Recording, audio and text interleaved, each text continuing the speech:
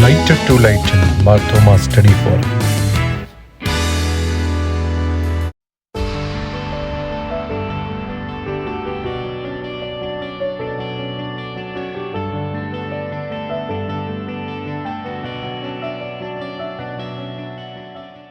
Lighted to lighten Marthoma study ഫോറത്തിന്റെ തുടർച്ചയായിട്ടുള്ള 218ാമത് live വെബിനാറാണ് ഇപ്പോൾ ഇവിടെ സമാരംഭിക്കുന്നത്. ഏവർക്കും സ്വാഗതം. ഇന്നത്തെ മീറ്റിംഗിൽ നമ്മൾ ഗാനം ആലപിക്കാനായിട്ട് റിക്വസ്റ്റ് ചെയ്തിരിക്കുന്നത് ബഹുമാനപ്പെട്ട PJ കുര്യൻ അഥവാ രഞ്ജി സാറിനെയാണ്. അതുപോലെ സാറിന്റെ കൂടെ സാറിന്റെ വൈഫ് കുഞ്ഞുമോൾ എന്ന് വിളിക്കുന്ന മിസ്സസ് മറിയാമ്മ കുര്യനും ചേർന്ന് പാടും. ഇവരെ സംബന്ധിച്ച് പറയുമ്പോൾ നേരത്തെ നമ്മുടെ ചാൾസ് ജോൺ സാറ് വിഷയം അവതരിപ്പിച്ച സമയത്ത് ഈ ടീമാണ് ഗാനം ആലപിച്ചത്. മനോഹര ഗാനമായിരുന്നു. അനേകർ എനിക്ക് ഫീഡ്ബാക്ക് നൽകിയതാണ്. സാറാണേല് ഒരു അനവധി ഗാനങ്ങൾ മാരാമൺ കൺവെൻഷനിൽ രചിച്ച വ്യക്തിയാണ്. ദുബൈയിലെ ചർച്ചിന്റെ കോർ ലീഡർ ആയിരുന്നു. അങ്ങനെ ഗാനവും സംഗീത രചന, മ്യൂസിക്, ഗാനം ആലപിക്കുക, അങ്ങനെ എല്ലാ രംഗത്തും നല്ല രീതിയിൽ സംഗീതവുമായിട്ട് ബന്ധമുള്ള വ്യക്തിയാണ് രഞ്ജി സാറ്. ഒപ്പം അദ്ദേഹത്തിന്റെ സഹധർമ്മിണിയും അതേ രീതിയിൽ അദ്ദേഹത്തോട് ചേർന്ന് നല്ല രീതിയിൽ ഗാനം ആലപിക്കുന്ന വ്യക്തിയാണ്. രണ്ടുപേരെയും ഇപ്പോൾ സ്വാഗതം ചെയ്യുന്നു. അവരിപ്പോൾ നമ്മുടെ പ്രാരംഭ ഗാനം ആലപിക്കുന്നതായിരിക്കും. Thank you. 213ാമത്തെ വെബിനാർ മീറ്റിങ്ങിൽ ഞങ്ങൾക്കും പങ്കെടുക്കുന്നതിനും പാട്ട് പാടുന്നതിനും അവസരം തന്നിരുന്നു. അതിനുശേഷം ഇപ്പോഴാണ് ഈ മീറ്റിങ്ങിൽ പങ്കെടുക്കാൻ സാധിക്കുന്നത്. ഇന്നിപ്പോൾ ഞങ്ങളിവിടെ പാടാൻ പോകുന്നത് എല്ലാവർക്കും വളരെ സുപരിചിതമായിട്ടുള്ളൊരു പാട്ടാണ്. ജീവനുള്ള ദേവനെ വരൂ എന്നുള്ള പാട്ടാണ് ഞങ്ങൾ പാടാൻ ഉദ്ദേശിക്കുന്നത്. എല്ലാവർക്കും അറിയാവുന്നതാണല്ലോ.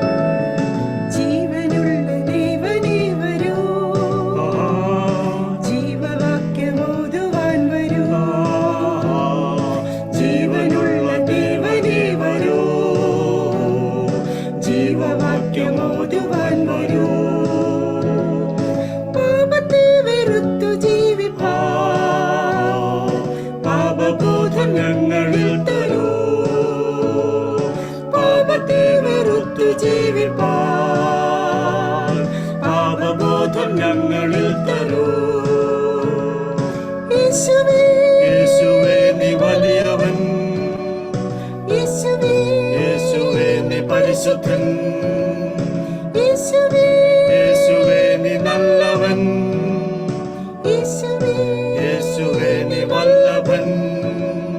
പാപത്തെ വെറുത്തു ജീവിപ്പാൻ പാപബോധം ഞങ്ങളിൽ തരൂ. പാപത്തെ വെറുത്തു ജീവിപ്പാൻ പാപബോധം ഞങ്ങളിൽ തരൂ.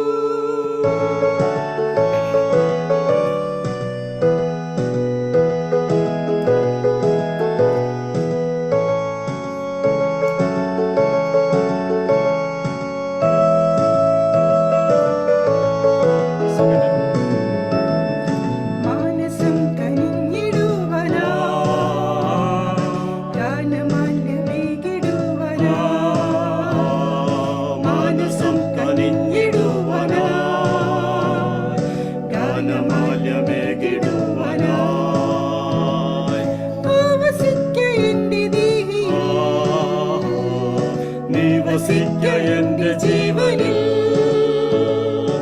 ആവസിക്ക, എന്റെ ദേഹിയിൽ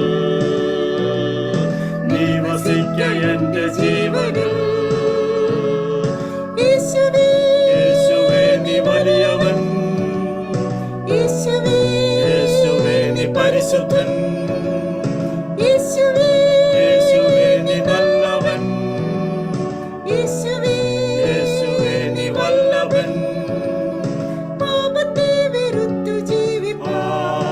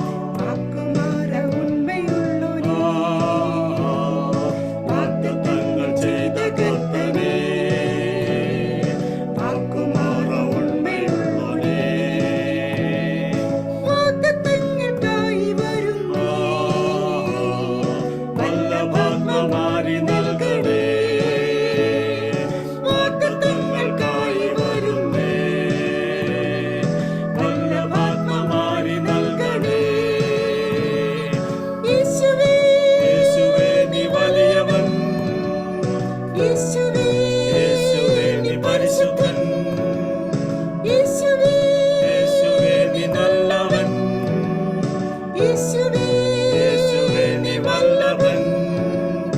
പാപത്തെ വെറുത്തു ജീവിപ്പാൻ പാപബോധം ഞങ്ങളിൽ തരൂ, പാപത്തെ വെറുത്തു ജീവിപ്പാൻ പാപബോധം ഞങ്ങളിൽ തരൂ. സാറേ, നല്ല മനോഹരമായ ഗാനമായിരുന്നു. നിങ്ങള് രണ്ടുപേരും കൂടെ പാട്സിലൊക്കെ പാടിയത്. സൂമിൽ കൂടെ പാട്സിൽ ഞാൻ ആദ്യമായിട്ട് ഒരു ഗാനം ശ്രവിക്കുന്നത്. വളരെ മനോഹരമായിരുന്നു. എല്ലാവിധ അനുമോദനവും അറിയിക്കുന്നു. Thank you very much. അടുത്തത് പ്രാരംഭ പ്രാർത്ഥനയാണ്. പ്രാരംഭ പ്രാർത്ഥന നടത്തുന്നത് നമ്മുടെ തന്നെ അഡ്മിനായ ശ്രീമതി റെനി സാമുവേലാണ്. നമ്മുടെ അഡ്മിൻ ആണെങ്കിലും നേരത്തെ നല്ല രീതിയിൽ ഒരു പ്രഭാഷണം നടത്തിയ വ്യക്തിയാണ്. എന്നാൽ ഇടയ്ക്ക് ചില വ്യക്തിപരമായ തിരക്ക് കാരണം ഇതിൽ നിന്നൊക്കെ മാറി നിൽക്കുമായിരുന്നു. എന്നാൽ വീണ്ടും സജീവമായിട്ട് രംഗത്ത് വരുന്നതിന്റെ ഒരു സൂചനയായിട്ടാണ് ഇന്നത്തെ പ്രാർത്ഥന കാണുന്നത്. ഷിക്കാഗോ സെന്റ് തോമസ് മാർത്തോമ ഇടവക അംഗമാണ്. അവിടുത്തെ ലേ ലീഡർ ആയിരുന്നു കഴിഞ്ഞ വർഷം. നമ്മുടെ ഈ ലൈറ്റർ ടു ലൈറ്ററിന്റെ സജീവ അംഗവും നല്ല രീതിയിൽ പ്രഭാഷണങ്ങളൊക്കെ നടത്തുന്ന വ്യക്തിയാണ്. നമ്മുടെ ഈ വെബിനാറിലും നല്ലൊരു പ്രഭാഷണം നടത്തിയാണ്. പ്രാർത്ഥനയ്ക്കായിട്ട് റെനി സാമുവേൽ മാഡത്തിനെ ക്ഷണിച്ചോളൂ. നമുക്ക് കണ്ണുകളെ അടയ്ക്കാം, പ്രാർത്ഥിക്കാം. ഞങ്ങളെ അതിവാത്സല്യമായി സ്നേഹിക്കുന്ന ഞങ്ങളുടെ ദൈവമേ, ഈ നല്ല സമയത്തിനായി ഞങ്ങൾ നിനക്ക് സ്തുതിക്കുന്നു, സ്തോത്രം ചെയ്യുന്നു. ഈ സൂം പ്ലാറ്റ്ഫോമിൽ കൂടെ ലോകത്തിന്റെ വിവിധ ഭാഗങ്ങളിലായിരിക്കുന്ന ഞങ്ങൾക്ക് എല്ലാവർക്കും ഒരുമിച്ച് തൃപ്പാത്തിൽ വരുവാൻ തക്കണം തന്ന അവസരത്തിനായി നന്ദിയോടെ സ്തുതിക്കുന്നു. പ്രത്യേകിച്ച് light to light and study ഫോർത്തിനായി നിനക്ക് നന്ദി പറയുന്നു. ദൈവമേ, ഞങ്ങളുടെ ആത്മീക വളർച്ചയിലും അതിൽ ഞങ്ങൾ നേരിടുന്ന ചാലഞ്ചസിലും മാത്രമല്ല ഞങ്ങളുടെ സന്തോഷങ്ങളിലും ഞങ്ങളുടെ ആഘോഷങ്ങളും എല്ലാം ഞങ്ങൾക്ക് പങ്കുവെക്കുവാൻ തക്കവണ്ണം ഇങ്ങനൊരു കൂട്ടായ്മ നീ ഞങ്ങൾക്ക് തന്നിരിക്കുന്നതായ നന്ദിയോടെ സ്തുതിക്കുന്നു. ഇതിൻ്റെ പിന്നിൽ പ്രവർത്തിക്കുന്ന എല്ലാവർക്കും നന്ദിയോടെ സ്തുതിക്കുന്നു കർത്താവേ. ഓരോ ആഴ്ചകളും പുതിയ വിഷയങ്ങളുമായി വരുന്ന എല്ലാ പ്രഭാഷകർക്കും വേണ്ടി പ്രാർത്ഥിക്കുന്നു. പ്രത്യേകിച്ച് ഇന്നിവിടെ കൂടിയിരിക്കുന്ന എല്ലാവരെയും നിന്റെ തൃപ്പാദത്തിൽ സമർപ്പിക്കുന്നു. അവരുടെ മനസ്സിൻ്റെയും ശരീരത്തിൻ്റെയും ആവശ്യങ്ങളെ ആഗ്രഹങ്ങളെയൊക്കെ നീ അറിയുന്നതിനായി സ്തുതിക്കുന്നു കർത്താവേ.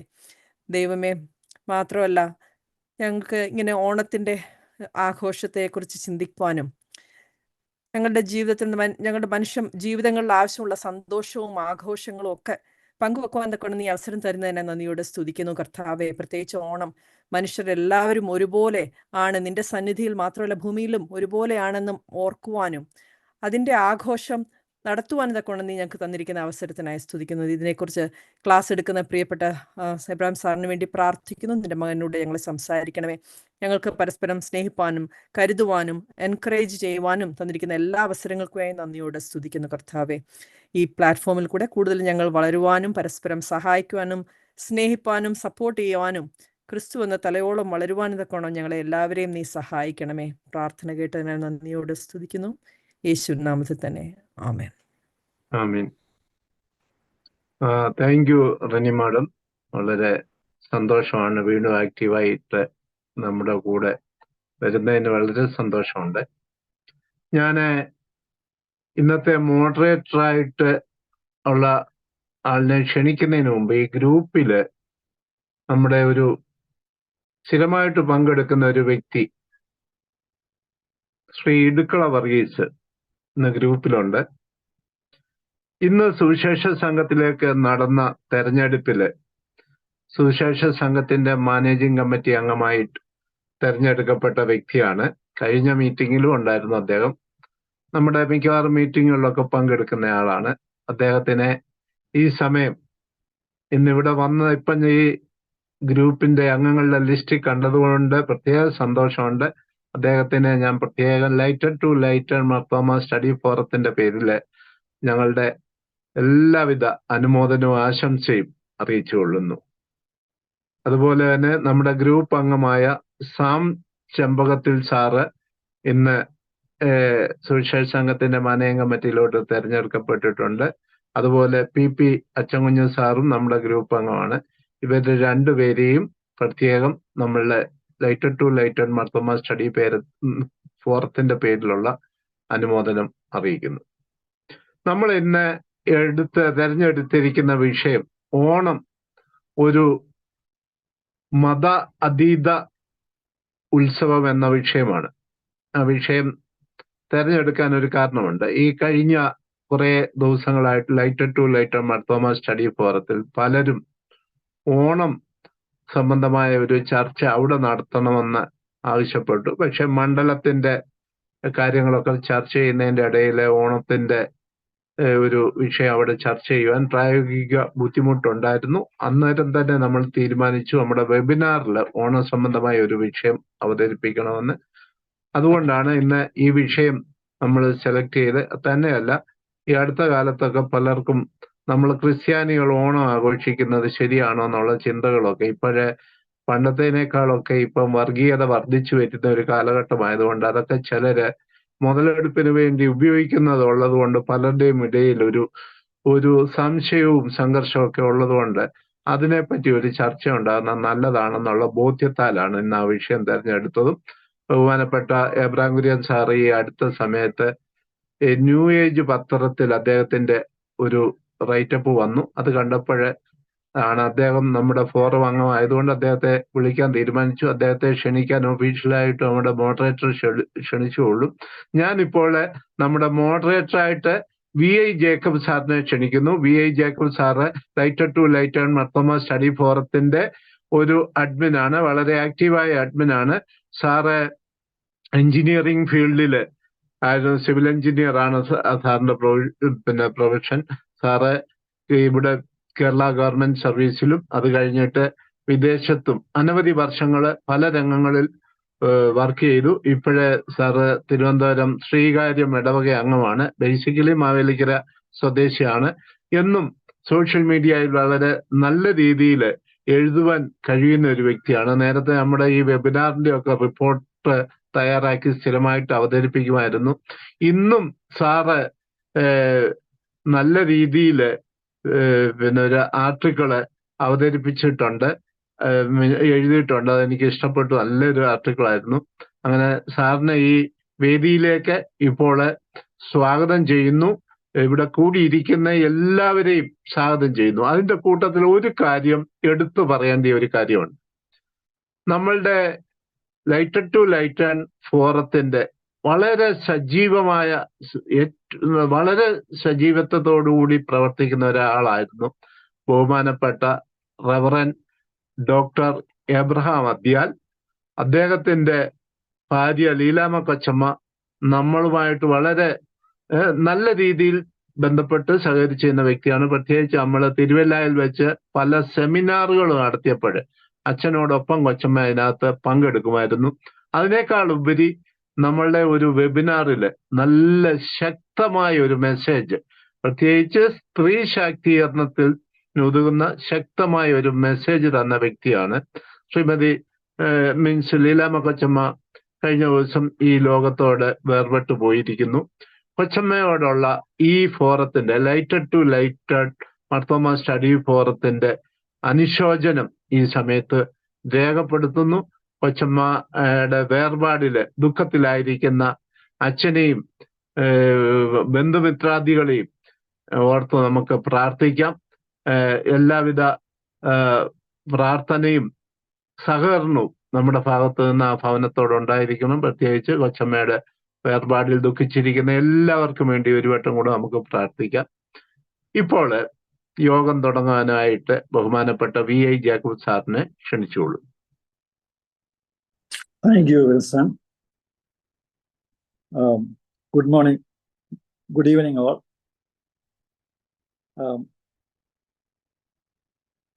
വിൽസൺ പറഞ്ഞ എല്ലാ നല്ല വാക്കുകൾക്കും ആദ്യമായിട്ട് ഞാൻ നന്ദി രേഖപ്പെടുത്തിക്കൊള്ളട്ടെ. ഈ വെബിനാറിൽ സംബന്ധിക്കുന്ന എല്ലാവരെയും ഹാർദവമായിട്ട് ഈ വേദിയിലേക്ക് സ്വാഗതം ചെയ്തുകൊള്ളുന്നു. വിഷയത്തിലേക്ക് കടക്കട്ടെ. ഇന്നത്തെ വിഷയം ഓണം ഒരു മതാതീത ഉത്സവം, മതത്തിനതീതമായിട്ടുള്ള ഒരു ഉത്സവമാണ് ഓണം എന്നുള്ളതാണ് ഇന്നത്തെ വിഷയം. എല്ലാ സംസ്കാരങ്ങളിലും എല്ലാ കാലത്തും ഏതെങ്കിലും തരത്തിലുള്ള ഉത്സവങ്ങൾ അല്ലെങ്കിൽ ആഘോഷങ്ങളൊക്കെ ഉണ്ടായിട്ടുണ്ട്. എല്ലാ കാലത്തും അതുണ്ടായിരുന്നു. അത് മനുഷ്യനൊരു സാമൂഹ്യ ജീവി ആയത് കൊണ്ട് തന്നെയാണ് അങ്ങനെ ഒരു ഉത്സവങ്ങളും ആഘോഷങ്ങളും ഒക്കെ ഉണ്ടാകുന്നത്. നമ്മൾ ഓരോ ദിവസവും ഒരേ പ്രവൃത്തി തന്നെ ചെയ്യുകയും ആവർത്തന വിരസത അതുകൊണ്ടുള്ള ഒരു വിരക്തി ഉണ്ടാകുകയും അത് പലവിധമായ മാനസിക സംഘർഷങ്ങൾക്കും പിരിമുറുക്കങ്ങൾക്കും വൈകാരിക പ്രശ്നങ്ങൾക്കും ഒക്കെ കാരണമാകാറുണ്ട്. അങ്ങനെയുള്ള ഈ പ്രശ്നങ്ങളിൽ നിന്നുള്ള ഒരു വിടുതലിന് സമൂഹം കണ്ടെത്തിയ ഒരു മാർഗമാണ് ആഘോഷങ്ങൾ, ഉത്സവങ്ങൾ. ഇത് മനുഷ്യനെ മാനസികമായിട്ടുള്ള ഒരു ഉല്ലാസം നൽകി അവനെ മനോരോഗത്തിൽ നിന്നൊക്കെ വിടുവിക്കുന്ന ഒരു സംരംഭത്താണ്. അതിൽ നിന്നുള്ളൊരു മോചനമാണ്. ജീവിതം ഒരു ഉല്ലാസമാണ്, ഒരു ആഘോഷമാക്കുവാനാണ് ഇതിൻ്റെ പ്രാഥമികമായിട്ടുള്ള ഉദ്ദേശം. ഇത് ഓരോ സംസ്കാരത്തിനും ഓരോ കാലഘട്ടത്തിലും ഓരോ തരത്തിലുള്ള വ്യത്യസ്തമായ ആഘോഷങ്ങളും ഉത്സവങ്ങളും ഉണ്ട്. നമ്മളൊക്കെ ധരിച്ചു വെച്ചിരിക്കുന്നത് ഓണം ഒരു ഹിന്ദു മതത്തിന്റെ ആഘോഷമായിട്ടാണ്. എന്നാൽ ഇത് ഓണം ഒരു വിളവെടുപ്പിന്റെ ഉത്സവമാണ്. അതുപോലെ തന്നെ ഈ കർക്കിടക മാസത്തിന്റെ ഒരു കറുത്ത കാലഘട്ടത്തിൽ നിന്ന് ഉള്ള ഒരു വിമോചനം, ഒരു നല്ല കാലം, ഒരു പ്രസന്നമായ ഒരു കാലത്തിലേക്കുള്ള ഒരു പ്രയാണത്തിൽ നിന്ന് ഉത്ഭവിക്കുന്ന ഒരു സന്തോഷത്തിന്റെ ആഘോഷം കൂടിയാണ് ഈ ഓണം. ഈ ഓണവുമായിട്ട് ബന്ധപ്പെട്ട പല കഥകളും പല രീതിയിലുള്ള കഥകളൊക്കെ രൂപപ്പെട്ടിട്ടുണ്ട്. പലതിനും ചരിത്രവുമായിട്ട് ബന്ധമില്ലാത്തതോ അല്ലെങ്കിൽ ഭാഗികമായിട്ട് ബന്ധമുള്ളതോ അല്ലെങ്കിൽ ഏതെങ്കിലും വിധത്തിൽ ഏതെങ്കിലും കാലത്തുള്ള ഏതെങ്കിലും ഒരു ചരിത്രവുമായിട്ട് ബന്ധപ്പെട്ടതൊക്കെ ആയിരിക്കാം ഈ കഥകൾ. എന്നാൽ അതുകൊണ്ട് ഇതിനൊക്കെ ഒരു മതത്തിന്റെ പരിവേഷം ചാർത്തി കൊടുക്കേണ്ടതായ ആവശ്യം ഇല്ല. അങ്ങനെ ഒരു മതത്തിൻ്റെതായിട്ടുള്ള ഒരു ആഘോഷമായിട്ട് ഇത് നമ്മൾ കണക്കാക്കേണ്ട ആവശ്യമില്ലെന്നാണ് എൻ്റെ ഒരു പക്ഷം.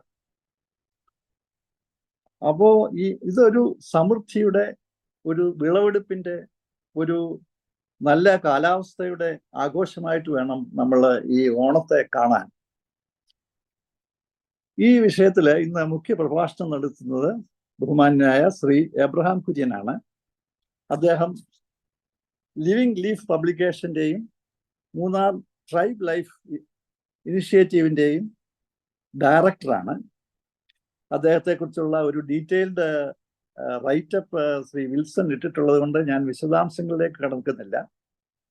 ശ്രീ എബ്രഹാം കുര്യനെ ഈ വെബിനാറിലേക്ക് ലൈറ്റ് ടു ലൈറ്റ് സഭ മാർത്തോമ സ്റ്റഡി ഫോറത്തിന്റെ പേരിലുള്ള ഹാർദവമായ സ്വാഗതം അറിയിച്ചു കൊള്ളട്ടെ. അതോടൊപ്പം മുഖ്യ പ്രഭാഷണത്തിനായിട്ട് ശ്രീ എബ്രഹാം കുര്യനെ ക്ഷണിക്കുകയും ചെയ്തു കൊള്ളുന്നു. ശ്രീ എബ്രഹാം കുര്യൻ. എല്ലാവർക്കും ക്രിസ്തുവിന്റെ നാമത്തിൽ വന്ദനം അറിയിക്കട്ടെ. ഈ പ്രോഗ്രാമിന്റെ വെബിനാറിന്റെയും സ്റ്റഡി ഫോറത്തിന്റെയും മുഖ്യ പ്രവർത്തനായ പ്രിയപ്പെട്ട വിൽസൺ സാറ്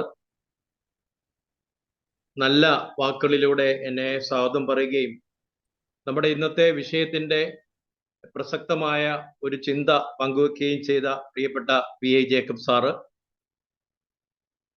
ഈ പ്രോഗ്രാമിൽ പങ്കെടുക്കുന്ന പ്രിയപ്പെട്ട അച്ഛന്മാര്, പ്രിയ സ്നേഹിതർ, ഒപ്പം എൻ്റെ ഇടവകയുടെ വികാരി കൂടിയായിരിക്കുന്ന പ്രിയപ്പെട്ട ബെനോജി കെ മാത്യു അച്ഛൻ, എല്ലാവർക്കും ഈ പ്രത്യേക സമയത്ത് എല്ലാവിധ സ്നേഹാശംസകളും ഞാൻ ഈ സമയത്ത് അറിയിക്കട്ടെ. പ്രത്യേകിച്ച് ഇങ്ങനെ ഒരു വിഷയത്തെ മലയാളികൾ ഏറ്റവും കൂടുതൽ ചർച്ചകളായി ഈ വിഷയവുമായി ബന്ധപ്പെട്ട പ്രായോഗിക കാര്യങ്ങളിൽ ഏർപ്പെടുകയും ചെയ്യുന്ന ഒരു വിഷയത്തെ വീണ്ടും നിങ്ങളിലേക്ക് കൊണ്ടുവരുന്നതിനുള്ള ശ്രമം എത്രമാത്രം അതിനെ ഗംഭീരമാക്കാൻ കഴിയും എന്നുള്ളതിനെക്കുറിച്ചും എനിക്ക് ചെറിയ സംശയങ്ങളുണ്ട്. പ്രത്യേകിച്ച് ഓണവുമായി ബന്ധപ്പെട്ട് ജേക്കബ് സാറ് സൂചിപ്പിച്ചതുപോലെ ഇത് ഒരു ഉത്സവത്തിൻ്റെ, ഒരു വിളവെടുപ്പിൻ്റെ, സന്തോഷത്തിൻ്റെ ഒക്കെ ഒരു അടയാളപ്പെടുത്തൽ എന്ന അർത്ഥത്തിലാണ് ഓണത്തെ നമ്മൾ കാണുന്നത്. അതുകൊണ്ട് തന്നെ ഈ ഒരു വിഷയം അവതരിപ്പിക്കുമ്പോൾ ഈ വിഷയത്തിൻ്റെ പുതിയ കാര്യങ്ങൾ എന്തെങ്കിലും പങ്കുവെക്കുക എന്നതിലല്ല, അതിനപ്പുറത്ത് കൂട്ടായ ചില ചിന്തകൾ നമ്മുടെ ജീവിതത്തിലേക്ക് ജേക്കബ് സാർ സൂചിപ്പിച്ചതുപോലെ തന്നെ ആഘോഷത്തിൻ്റെയും സന്തോഷത്തിൻ്റെയും ചില വേരുകൾ നമ്മിലേക്ക് പ്രവേശിക്കുവാൻ ഇടയാകും എന്ന പ്രതീക്ഷയിലാണ് ഈ വിഷയവുമായി ബന്ധപ്പെട്ട് ചില ചിന്തകൾ ഞാൻ പങ്കുവെക്കാൻ ആഗ്രഹിക്കുന്നത്. വർഷങ്ങൾക്ക് മുമ്പ് നടന്ന ഒരു ചെറിയ സംഭവം ഞാൻ ഈ സമയത്ത് നിങ്ങളുമായി പങ്കുവെക്കുകയാണ്.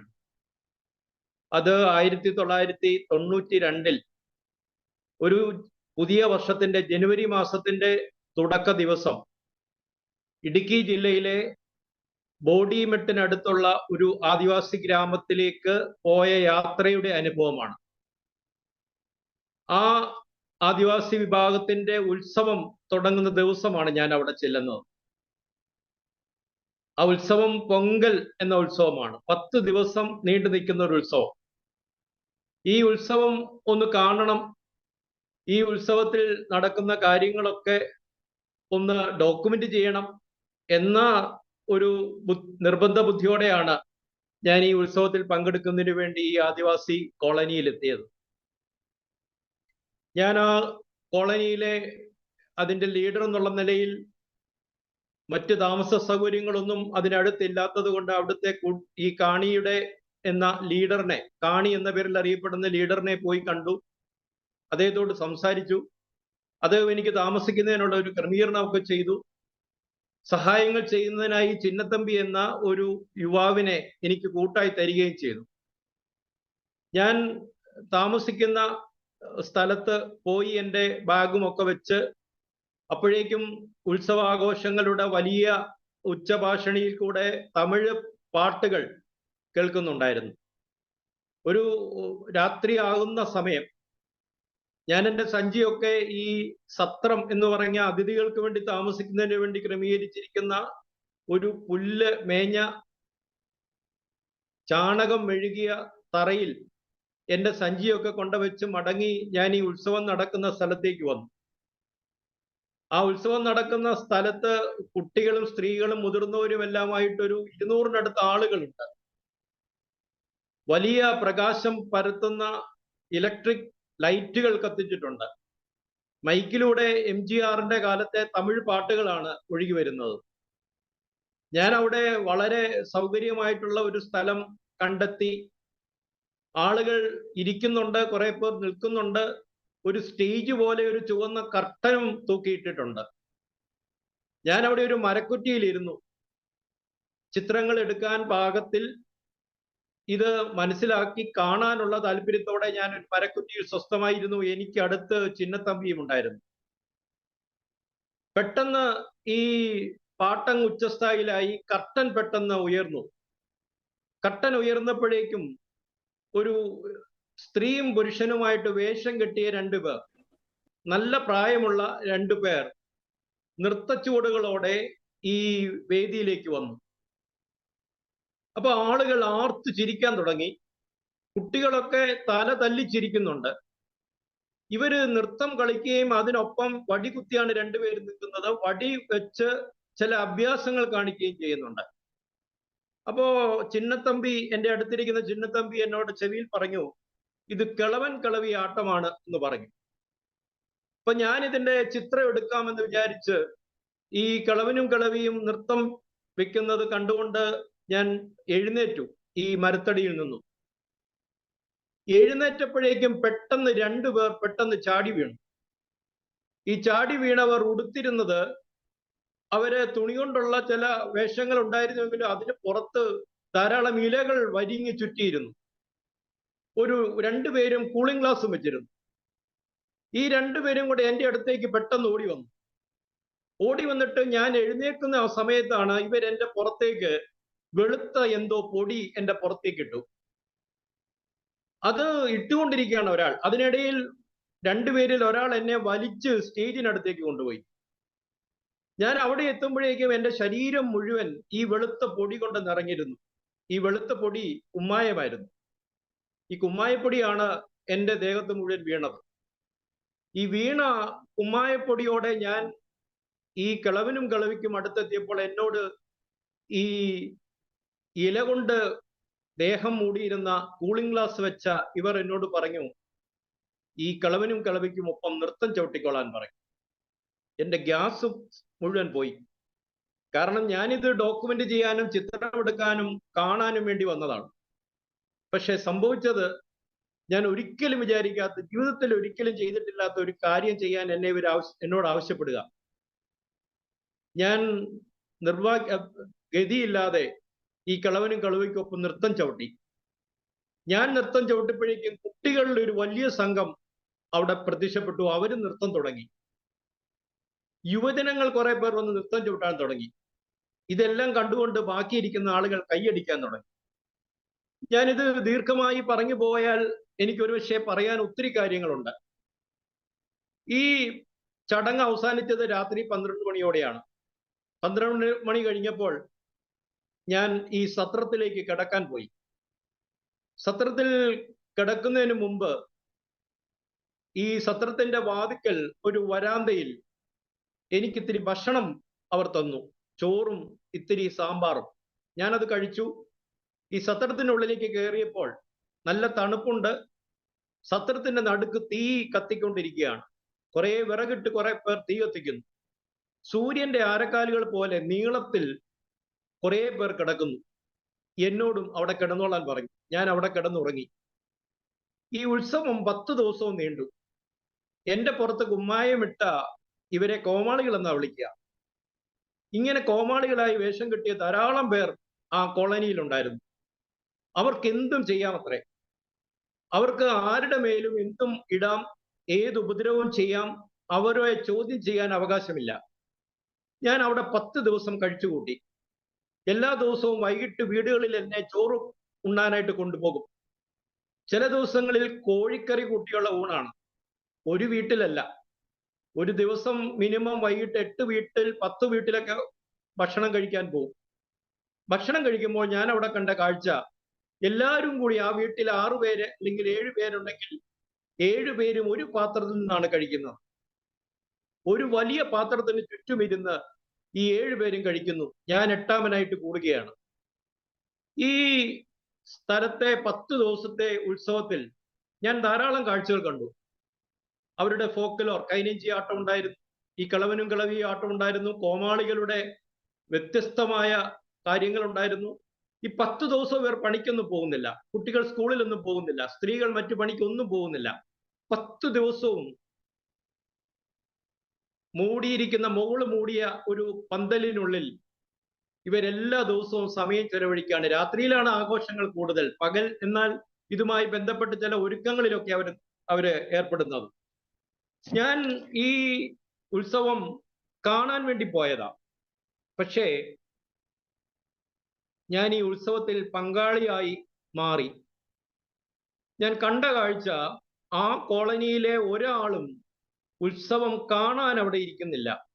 ഉത്സവത്തിലെ പങ്കാളിയാണ്. ഉത്സവം എല്ലാവരുടേതും കൂടിയാണ്. കൊച്ചു കുട്ടി ഉൾപ്പെടെ മുഴുവൻ ആളുകളും അവരുടെ ഉത്സവം അവർ പങ്കാളികളായി ഏറ്റെടുത്ത് നടത്തുകയാണ്. എനിക്ക് തോന്നുന്നു 10 ദിവസം കൊണ്ട് ഈ ഉത്സവത്തിലൂടെ ഞാൻ പഠിച്ച ഏറ്റവും വലിയ പാഠം, ഉത്സവം എന്നെ സംബന്ധിച്ച് കാണികളായി ഇരിക്കുന്ന കുറെ പേരും ഉത്സവം നടത്തുന്നവരോ അത് പെർഫോം ചെയ്യുന്നവരോ അല്ല എന്നുള്ള ഒരു വലിയ പാഠമാണ് ഞാൻ പഠിച്ചത്. എനിക്ക് തോന്നുന്നു ഈ പന്തലിന് പുറത്തുമൊക്കെ ഈ ദിവസങ്ങളിൽ, ഈ 10 ദിവസം ഇവർക്ക് എന്ത് സംഭവിച്ചു എന്ന് ചോദിച്ചാൽ എനിക്ക് പറയാൻ കഴിയും, ഈ 10 ദിവസവും ഈ മുഴുവൻ ആളുകളും ആനന്ദ ലഹരിയിലായിരുന്നു.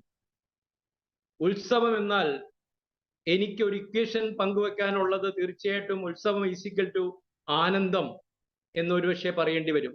ഇതാണ് എൻ്റെ ജീവിതത്തിൽ ഞാൻ കണ്ട ഏറ്റവും വലിയ ഉത്സവം. പിന്നീട് ഇതൊരു ശീലമായി മാറി. തുടർന്നുള്ള വർഷങ്ങളിലൊക്കെ ഞാൻ ഈ പൊങ്കൽ ആഘോഷിക്കാൻ ഈ ആദിവാസി കോളനിയിൽ പോകുന്നതായി, പിന്നെ ഞാൻ അവിടെ സ്ഥിര താമസക്കാരനായി. ഞാനിത് പറഞ്ഞത് ഉത്സവങ്ങളും ആഘോഷങ്ങളുമായി ബന്ധപ്പെട്ട ഒരു ചെറിയ ചിന്ത പങ്കുവെക്കുന്നതിന് വേണ്ടിയിട്ടാണ്. ഈ ആദിവാസികളുടെ ഉത്സവം ഇതാണ് ശരിക്കുമുള്ള ഉത്സവം. ഉത്സവത്തിൽ കാണികളില്ല. നമ്മൾ പലപ്പോഴും നമ്മുടെ ഉത്സവങ്ങളിലൊക്കെ ഉത്സവം നടത്തിപ്പുകാരും ഉത്സവത്തിൽ പെർഫോം ചെയ്യുന്നവരും വേറെ ആരൊക്കെയാണ്. അപൂർവം ആളുകൾ മാത്രമാണ് ഉത്സവത്തിൽ മുഴുവനായി നിറഞ്ഞ് പങ്കാളികളായി ഒരുപക്ഷെ ആടുന്നത്. എന്നെ സംബന്ധിച്ച് ഉത്സവത്തെക്കുറിച്ചുള്ള കാഴ്ചപ്പാട് ഉത്സവത്തിന് ഉള്ളിൽ നിറഞ്ഞു നിൽക്കുന്ന മുഴുവൻ പേരും പങ്കെടുക്കുന്ന ഒരു ഉത്സവത്തെക്കുറിച്ചുള്ള ചിന്തയാണ്. നമ്മൾ ഇന്ന് ഇവിടെ ചർച്ച ചെയ്യപ്പെടുന്ന ഓണത്തെക്കുറിച്ചുള്ള ചിന്തയോട് ചേർത്ത് വെക്കുന്നത് ഒരുപക്ഷെ ഈ ഓണം എന്ന നമ്മളൊക്കെ ഏറ്റവും സന്തോഷത്തോടെ കാണുന്ന ഓണാഘോഷത്തിന്റെ തുടക്കം എനിക്ക് പലപ്പോഴും തോന്നാറുണ്ട് ഒരുപക്ഷെ ആഘോഷം പോലും തുടങ്ങിയത് ഭക്ഷണവുമായി ബന്ധപ്പെട്ടാകാനാണ് സാധ്യത. ഇതുമായി ബന്ധപ്പെട്ട് ധാരാളം കഥകൾ അറിയാവുന്നവർ തന്നെയാണ് ഈ ഗ്രൂപ്പിൽ പങ്കെടുത്തുകൊണ്ടിരിക്കുന്നത്, എനിക്കറിയാം. ഏതെങ്കിലും ഒരിക്കൽ ഒരു കാട്ടിലൂടെ നടന്ന ഒരാൾ വയറു നിറയെ തേൻ കുടിച്ചു വയറു നിറഞ്ഞ് ഒരു പാറപ്പുറത്ത് കിടന്ന് ഉറങ്ങുന്നതിന് ശ്രമിക്കുമ്പോൾ ഒരുപക്ഷെ വയറു നിറഞ്ഞിട്ടുള്ള ഉറക്കം, ആ ഉറക്കത്തിനിടയിലെ ഒരു ചെറിയ മൂളൽ, ഒരു ഓരിയിടൽ, ഒരുപക്ഷെ ഒരു കമ്പ് കൊണ്ട് ആ പാറയിൽ ഒരുപക്ഷെ ഒരു തട്ടൽ, ഇതൊക്കെ ആയിരിക്കാം ഒരുപക്ഷെ ആദ്യത്തെ സന്തോഷത്തിന്റെ ഒരു ചെറിയ അനുഭവം, ഉത്സവത്തിന്റെ ഒരു തുടക്കം എന്നൊക്കെ ഞാൻ ചിന്തിക്കുന്നുണ്ട്. ഇത് ഒരുപക്ഷെ വളർന്നു വലുതായതായിരിക്കാം. ആളുകളുടെ എണ്ണം കൂടുന്നു, ഭക്ഷണം കഴിക്കുന്നതിൻ്റെ അല്ലെങ്കിൽ കൃഷി ഇറക്കുന്നതിൻ്റെ, കൃഷി വിളവെടുപ്പ് നടത്തുന്നതിൻ്റെ ഒക്കെ സമയത്ത് നിറഞ്ഞ വയറോടെ ഭക്ഷണമൊക്കെ കഴിച്ച് ആഹ്ലാദത്തോടെ ചില മൂളലുകളും ചില കൊട്ടലുകളും ചില പാട്ടുകളും ഒക്കെ ആയിട്ട് തുടങ്ങിയതായിരിക്കാം ഉത്സവം. എന്തായാലും ഓണത്തെക്കുറിച്ച് നമ്മൾ ചർച്ച ചെയ്യുമ്പോൾ ഇങ്ങനെയൊക്കെ ഒരു തുടക്കത്തെക്കുറിച്ച് ഒരുപക്ഷെ നമുക്കും കണ്ടെത്താൻ കഴിഞ്ഞേക്കാം. ഞാൻ ഓണവുമായി ബന്ധപ്പെട്ട ദീർഘമായ ഒരു വിഷയത്തിലേക്ക് പോവുകയല്ല, ചില കമ്പോണൻസുകൾ മാത്രം ഒന്ന് ഓർമ്മപ്പെടുത്താൻ വേണ്ടി മാത്രം കൊണ്ടുവരിക. ഓണത്തിന്റെ തുടക്കം ഒരുപക്ഷെ ഈ നേരത്തെ ജേക്കബ് സാറ് പറയുന്നതുപോലെ ഒരു വിളവെടുപ്പുമായി ബന്ധപ്പെട്ട് കർക്കടകം എന്ന വലിയ കറുത്ത ദിവസങ്ങളുടെ അല്ലെങ്കിൽ ഒരു പട്ടിണിയുടെ, നീണ്ട നിൽക്കുന്ന മഴയുടെ ഒക്കെ അനുഭവങ്ങളിൽ നിന്ന് തെളിഞ്ഞ സൂര്യപ്രകാശത്തിലേക്കുള്ള ഒരു വരവ്, ഒരു ഭക്ഷണം കഴിച്ചുകൊണ്ടുള്ള ആഹ്ലാദത്തിന്റെ ഒരു നിമിഷം, ഇതൊക്കെ ആയിരിക്കാം ഓണത്തിലേക്ക് എത്തിച്ചേർന്നത്. ഓണത്തിലെ ചില കമ്പോണൻസ്, ഞാൻ പറഞ്ഞതുപോലെ ചില കമ്പോണൻസിനെ ഒന്ന് ചർച്ച ചെയ്യാമെന്ന് വിചാരിക്കുന്നത്. ഒന്ന്, ഓണവുമായി ബന്ധപ്പെട്ട് ഉപയോഗിക്കുന്ന ചില അടയാളപ്പെടുത്തലുകൾ. അതിൽ ഏറ്റവും ശ്രദ്ധേയമായിട്ടുള്ള ഒന്ന് തീർച്ചയായിട്ടും ഓണത്തിന്റെ സദ്യ തന്നെയാണ്. ഈ സദ്യ വിളമ്പുന്നത് ഒരു വലിയ ഇലയിലാണ്. നമ്മൾ ഒരുപക്ഷെ ആദ്യകാലത്തൊക്കെ ഇലയിലാണ് കഴിച്ചിരുന്നത്, പിന്നെ അത് പ്ലേറ്റിലേക്ക് അങ്ങനെ മാറി എന്നൊക്കെ പറയുന്നത് ഒരുപക്ഷെ ഓണത്തിന്റെ സമയത്ത് വീണ്ടും എല്ലാവരും ഇലയിലാണ് കഴിക്കുന്നത്. ഇലയിൽ എല്ലാവരും ഒരേ ഭക്ഷണമാണ് കഴിക്കുന്നത്. കുറേ വിഭവങ്ങൾ അതിലുണ്ടാവും, കറികളുണ്ടാവും. ഇത് ഇല ഒരു നിരന്ന് നിൽക്കുന്ന, എല്ലാവർക്കും കാണാവുന്ന ഒരു പ്ലാറ്റ്ഫോമാണ്. ഇവിടെ വേർതിരിവുകളില്ല. 10 പേരോ 100 പേരോ ഇലയിട്ട് ഓണം ഉണ്ണുമ്പോൾ എല്ലാവരും ഒരേ ഭക്ഷണമാണ് കഴിക്കുന്നത്, ഒരേ ചോറാ കഴിക്കുന്നത്, ഒരേ കറിയാ കഴിക്കുന്നത്. അതേസമയം നമ്മൾ ഇലയ്ക്ക് പകരം അത് പ്ലേറ്റും കോപ്പയും പിഞ്ഞാണവും ഒക്കെ ആയി മാറുമ്പോൾ അവിടെ എല്ലാവരും ഒരേ ഭക്ഷണ അംശമാണോ കഴിക്കുന്നതെന്നുള്ളത് തിരിച്ചറിയാൻ പാടുപെടും. ഇവിടെ എങ്ങനെയോ ഈ ഇല എല്ലാവരും ഒരേ ഭക്ഷണം കഴിക്കുകയും ഒരേ ഇനങ്ങൾ കഴിക്കുകയും അതെല്ലാവർക്കും കാണാവുന്ന രീതിയിലുള്ള ഒരു അടയാളമായിട്ട് മാറിയത് ഒരുപക്ഷെ സ്വാഭാവികമായി ഇതിന്റെ വളർച്ചയിൽ സംഭവിച്ച കാര്യമായിരിക്കാം. ഓണവുമായി ബന്ധപ്പെട്ട് നമുക്കറിയാം, വടക്കൻ ജില്ലകളിൽ നോൺ വെജ്, ഇറച്ചി, മീനും ഒക്കെ ഉപയോഗിക്കുന്നുണ്ട്. ഇവിടെ കൂടുതലും പച്ചക്കറിയാണ്. അത് വളരെ സിമ്പിളാണ്. കാരണം പണ്ട് ഒരുപക്ഷെ കൂടുതൽ ഭക്ഷണ സാധനങ്ങൾ കൃത്യമായി വിശപ്പ് മാറി കഴിക്കുന്ന ഒരു സാഹചര്യം വല്ലപ്പോഴേ ഉണ്ടാകുന്നുള്ളൂ. അതിന്റെ സൂചനയായിട്ടായിരിക്കാം ഈ ഇത്രയും വിഭവങ്ങൾ ഒരുമിച്ച് കഴിക്കുന്നതും ഒരുപക്ഷെ വടക്കൻ കേരളത്തിൽ നോൺ വെജ് ആഹാരങ്ങൾ ഉപയോഗിക്കാൻ തുടങ്ങിയതുമൊക്കെ വല്ലപ്പോഴും വീണ് കിട്ടുന്ന ഒരു സന്തോഷത്തിന്റെ അനുഭവമാക്കി ഭക്ഷണം മാറും എന്ന ചിന്തയിലാവുമെന്ന് വിചാരിക്കുന്നു. ഇതിലെ ഈ വൈവിധ്യങ്ങൾ ഈ സദ്യയിൽ സ്വാഭാവികമായിട്ട് നമ്മുടെ ഈ തെക്കൻ സെൻട്രൽ ഭാഗങ്ങളിലുള്ള സദ്യയിൽ ഉപയോഗിക്കുന്ന സസ്യ ഭക്ഷണത്തിൽ അതിൽ വൈവിധ്യങ്ങൾ, രുചിയുടെ കുറേയേറെ വൈവിധ്യങ്ങളുണ്ട്. ഇത് ഈ നാട്ടിൽ കഴിയുന്ന ആളുകളുടെ പ്രതിരൂപങ്ങൾ തന്നെയാണ്. ചിലര് എരിവ് ഉള്ളവരാണ്, ചിലര് പുളിയുള്ളവരാണ്, ചിലര് മധുരമുള്ളവരാണ്, വൈവിധ്യങ്ങളുള്ളവരാണ് നമ്മളെല്ലാം. ഈ വൈവിധ്യങ്ങളുടെ നേർക്കാഴ്ച തന്നെയാണ് ഇലയിൽ നിരന്നിരിക്കുന്നത്. അത് തീർച്ചയായിട്ടും നമ്മളിലേക്ക് ഒരു വൈവിധ്യങ്ങളുടെ ഒരു ഒരുമ ഈ ഇലയിൽ നിറഞ്ഞു നിൽക്കുന്ന വൈവിധ്യങ്ങളുള്ള രുചിഭേദങ്ങളിലൂടെ പ്രകടമാവുകയാണ്. പണ്ടൊക്കെ വീട്ടിൽ ഒരുമിച്ച് എല്ലാവരും കൂടെ ഒരുമയോടെ ഒരുമിച്ച് പാചകം ചെയ്ത് ഉച്ചയ്ക്ക് ഭക്ഷണം കഴിക്കുന്നതായിരുന്നു പഴയ കാലത്തെ ഓണം. ഇപ്പൊ അതിന് മാറ്റങ്ങൾ സംഭവിച്ചിട്ടുണ്ട് തീർച്ചയായിട്ടും. അപ്പൊ ഒരുമിച്ചുള്ള ഒരു ഒരുമയുടെ അവസ്ഥയാണ്. ഞാൻ ആദ്യം സൂചിപ്പിച്ചതുപോലെ തുറന്ന ഒരിലയിൽ എല്ലാവർക്കും കാണാവുന്ന രീതിയിൽ എല്ലാവർക്കും ഒരുപോലെയുള്ള വിഭവങ്ങൾ വിളമ്പുകയും വൈവിധ്യമുള്ള രുചിയുള്ള വിഭവങ്ങൾ വൈവിധ്യമുള്ള ആളുകളിലേക്ക് പ്രവേശിക്കുകയും ചെയ്യുന്ന ഭക്ഷണവുമായി ബന്ധപ്പെട്ട ചില ചിന്തകൾ. ഇനിയും ഈ ഭക്ഷണവുമായി ബന്ധപ്പെട്ട ചില കാര്യങ്ങൾ വിഷയം പങ്കുവെക്കാൻ കഴിയും. രണ്ടാമത്തെ ഒരു കാര്യം വസ്ത്രവുമായി ബന്ധപ്പെട്ടാണ്. മറ്റു ഉത്സവങ്ങളിലും ആഘോഷങ്ങളിലും ഒക്കെ വസ്ത്രങ്ങൾ മേടിക്കുന്നുണ്ടാവും, വസ്ത്രങ്ങൾ സമ്മാനമായി കൊടുക്കുന്നുണ്ടാവും. പക്ഷെ ഓണത്തിന് കൊടുക്കുന്നത് ഏകരൂപമുള്ള വസ്ത്രങ്ങളാണ്. ആണുങ്ങൾക്ക് ഇന്ന വേഷം, സ്ത്രീകൾക്ക് ഇന്ന വേഷം, കുട്ടികൾക്ക് ഇന്ന വേഷം. അതേസമയം മറ്റു ചില ഉത്സവങ്ങളിലാണെങ്കിൽ അവരവർക്ക് ഇഷ്ടപ്പെട്ട അവരവരുടെ മതവും ജാതിയും വേർതിരിവും ഒക്കെയായി ബന്ധപ്പെട്ട വസ്ത്രങ്ങളാണ് സെലക്ട് ചെയ്യുക. ഓണത്തിന് അതല്ല. ഓണത്തിന് ഒരേ വേഷമാണ്. മുണ്ടും ഷർട്ടും അല്ലെങ്കിൽ സാരി ആ രീതിയിൽ ഒരേപോലെ വേഷം ധരിക്കുന്നു. അവിടെയും ഒരുമയുടെ ഒരു സൂചന നമുക്ക് കാണാൻ കഴിയും. ഇത് പ്രാദേശികമായ വസ്ത്രങ്ങളുടെ നിർമ്മാണവുമായി ബന്ധപ്പെട്ട അതിന്റെ ഒരു സാമ്പത്തിക വശം കൂടി ഇതിൻ്റെ അകത്ത് കാണുന്നുണ്ട്. അതുകൊണ്ട് ഈ വസ്ത്രങ്ങളെ സംബന്ധിച്ചും ഇത്തരം ഒരു ചിന്ത കാണാൻ കഴിയും. പൂക്കളം നമുക്കറിയാം. പഴയ കാലത്ത് കുഞ്ഞുങ്ങൾ പൂക്കളൊക്കെ ശേഖരിച്ച്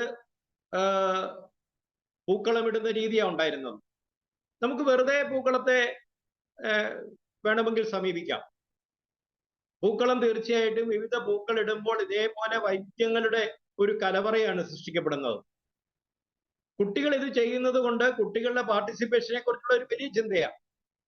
കുട്ടികൾ ഇന്നിന്റെ പൗരന്മാരാണെന്നുള്ള സങ്കല്പമൊക്കെ പറയുമ്പോൾ ഒരുപക്ഷെ കാലാകാലങ്ങളായി ഓണവുമായി ബന്ധപ്പെട്ട് നടക്കുന്ന ഈ ഒരു ചെറിയ പ്രോഗ്രാം അത് കുഞ്ഞുങ്ങൾ വളരെ ക്രിയേറ്റീവായി അവരുടെ ഒരു സൗന്ദര്യ ബോധത്തെ ഉണർത്തുന്ന രീതിയിൽ കൂട്ടായ്മയോടെ കുഞ്ഞുങ്ങൾ ഇത് ചെയ്യുമ്പോൾ അവർ വലിയ ചില പാഠങ്ങൾ, കൂട്ടായ്മയുടെ പാഠങ്ങൾ, ഒരുമയുടെ പാഠങ്ങൾ, വൈവിധ്യങ്ങൾക്കിടയിൽ ഒരുമയോടെ എങ്ങനെയാണ് പോവേണ്ടതെന്നുള്ള വലിയ പാഠം കൂടി കുട്ടികൾ അറിയാതെ പഠിച്ചു പോകുന്നു എന്നുള്ളത് വളരെ പ്രധാനപ്പെട്ടതാണ്.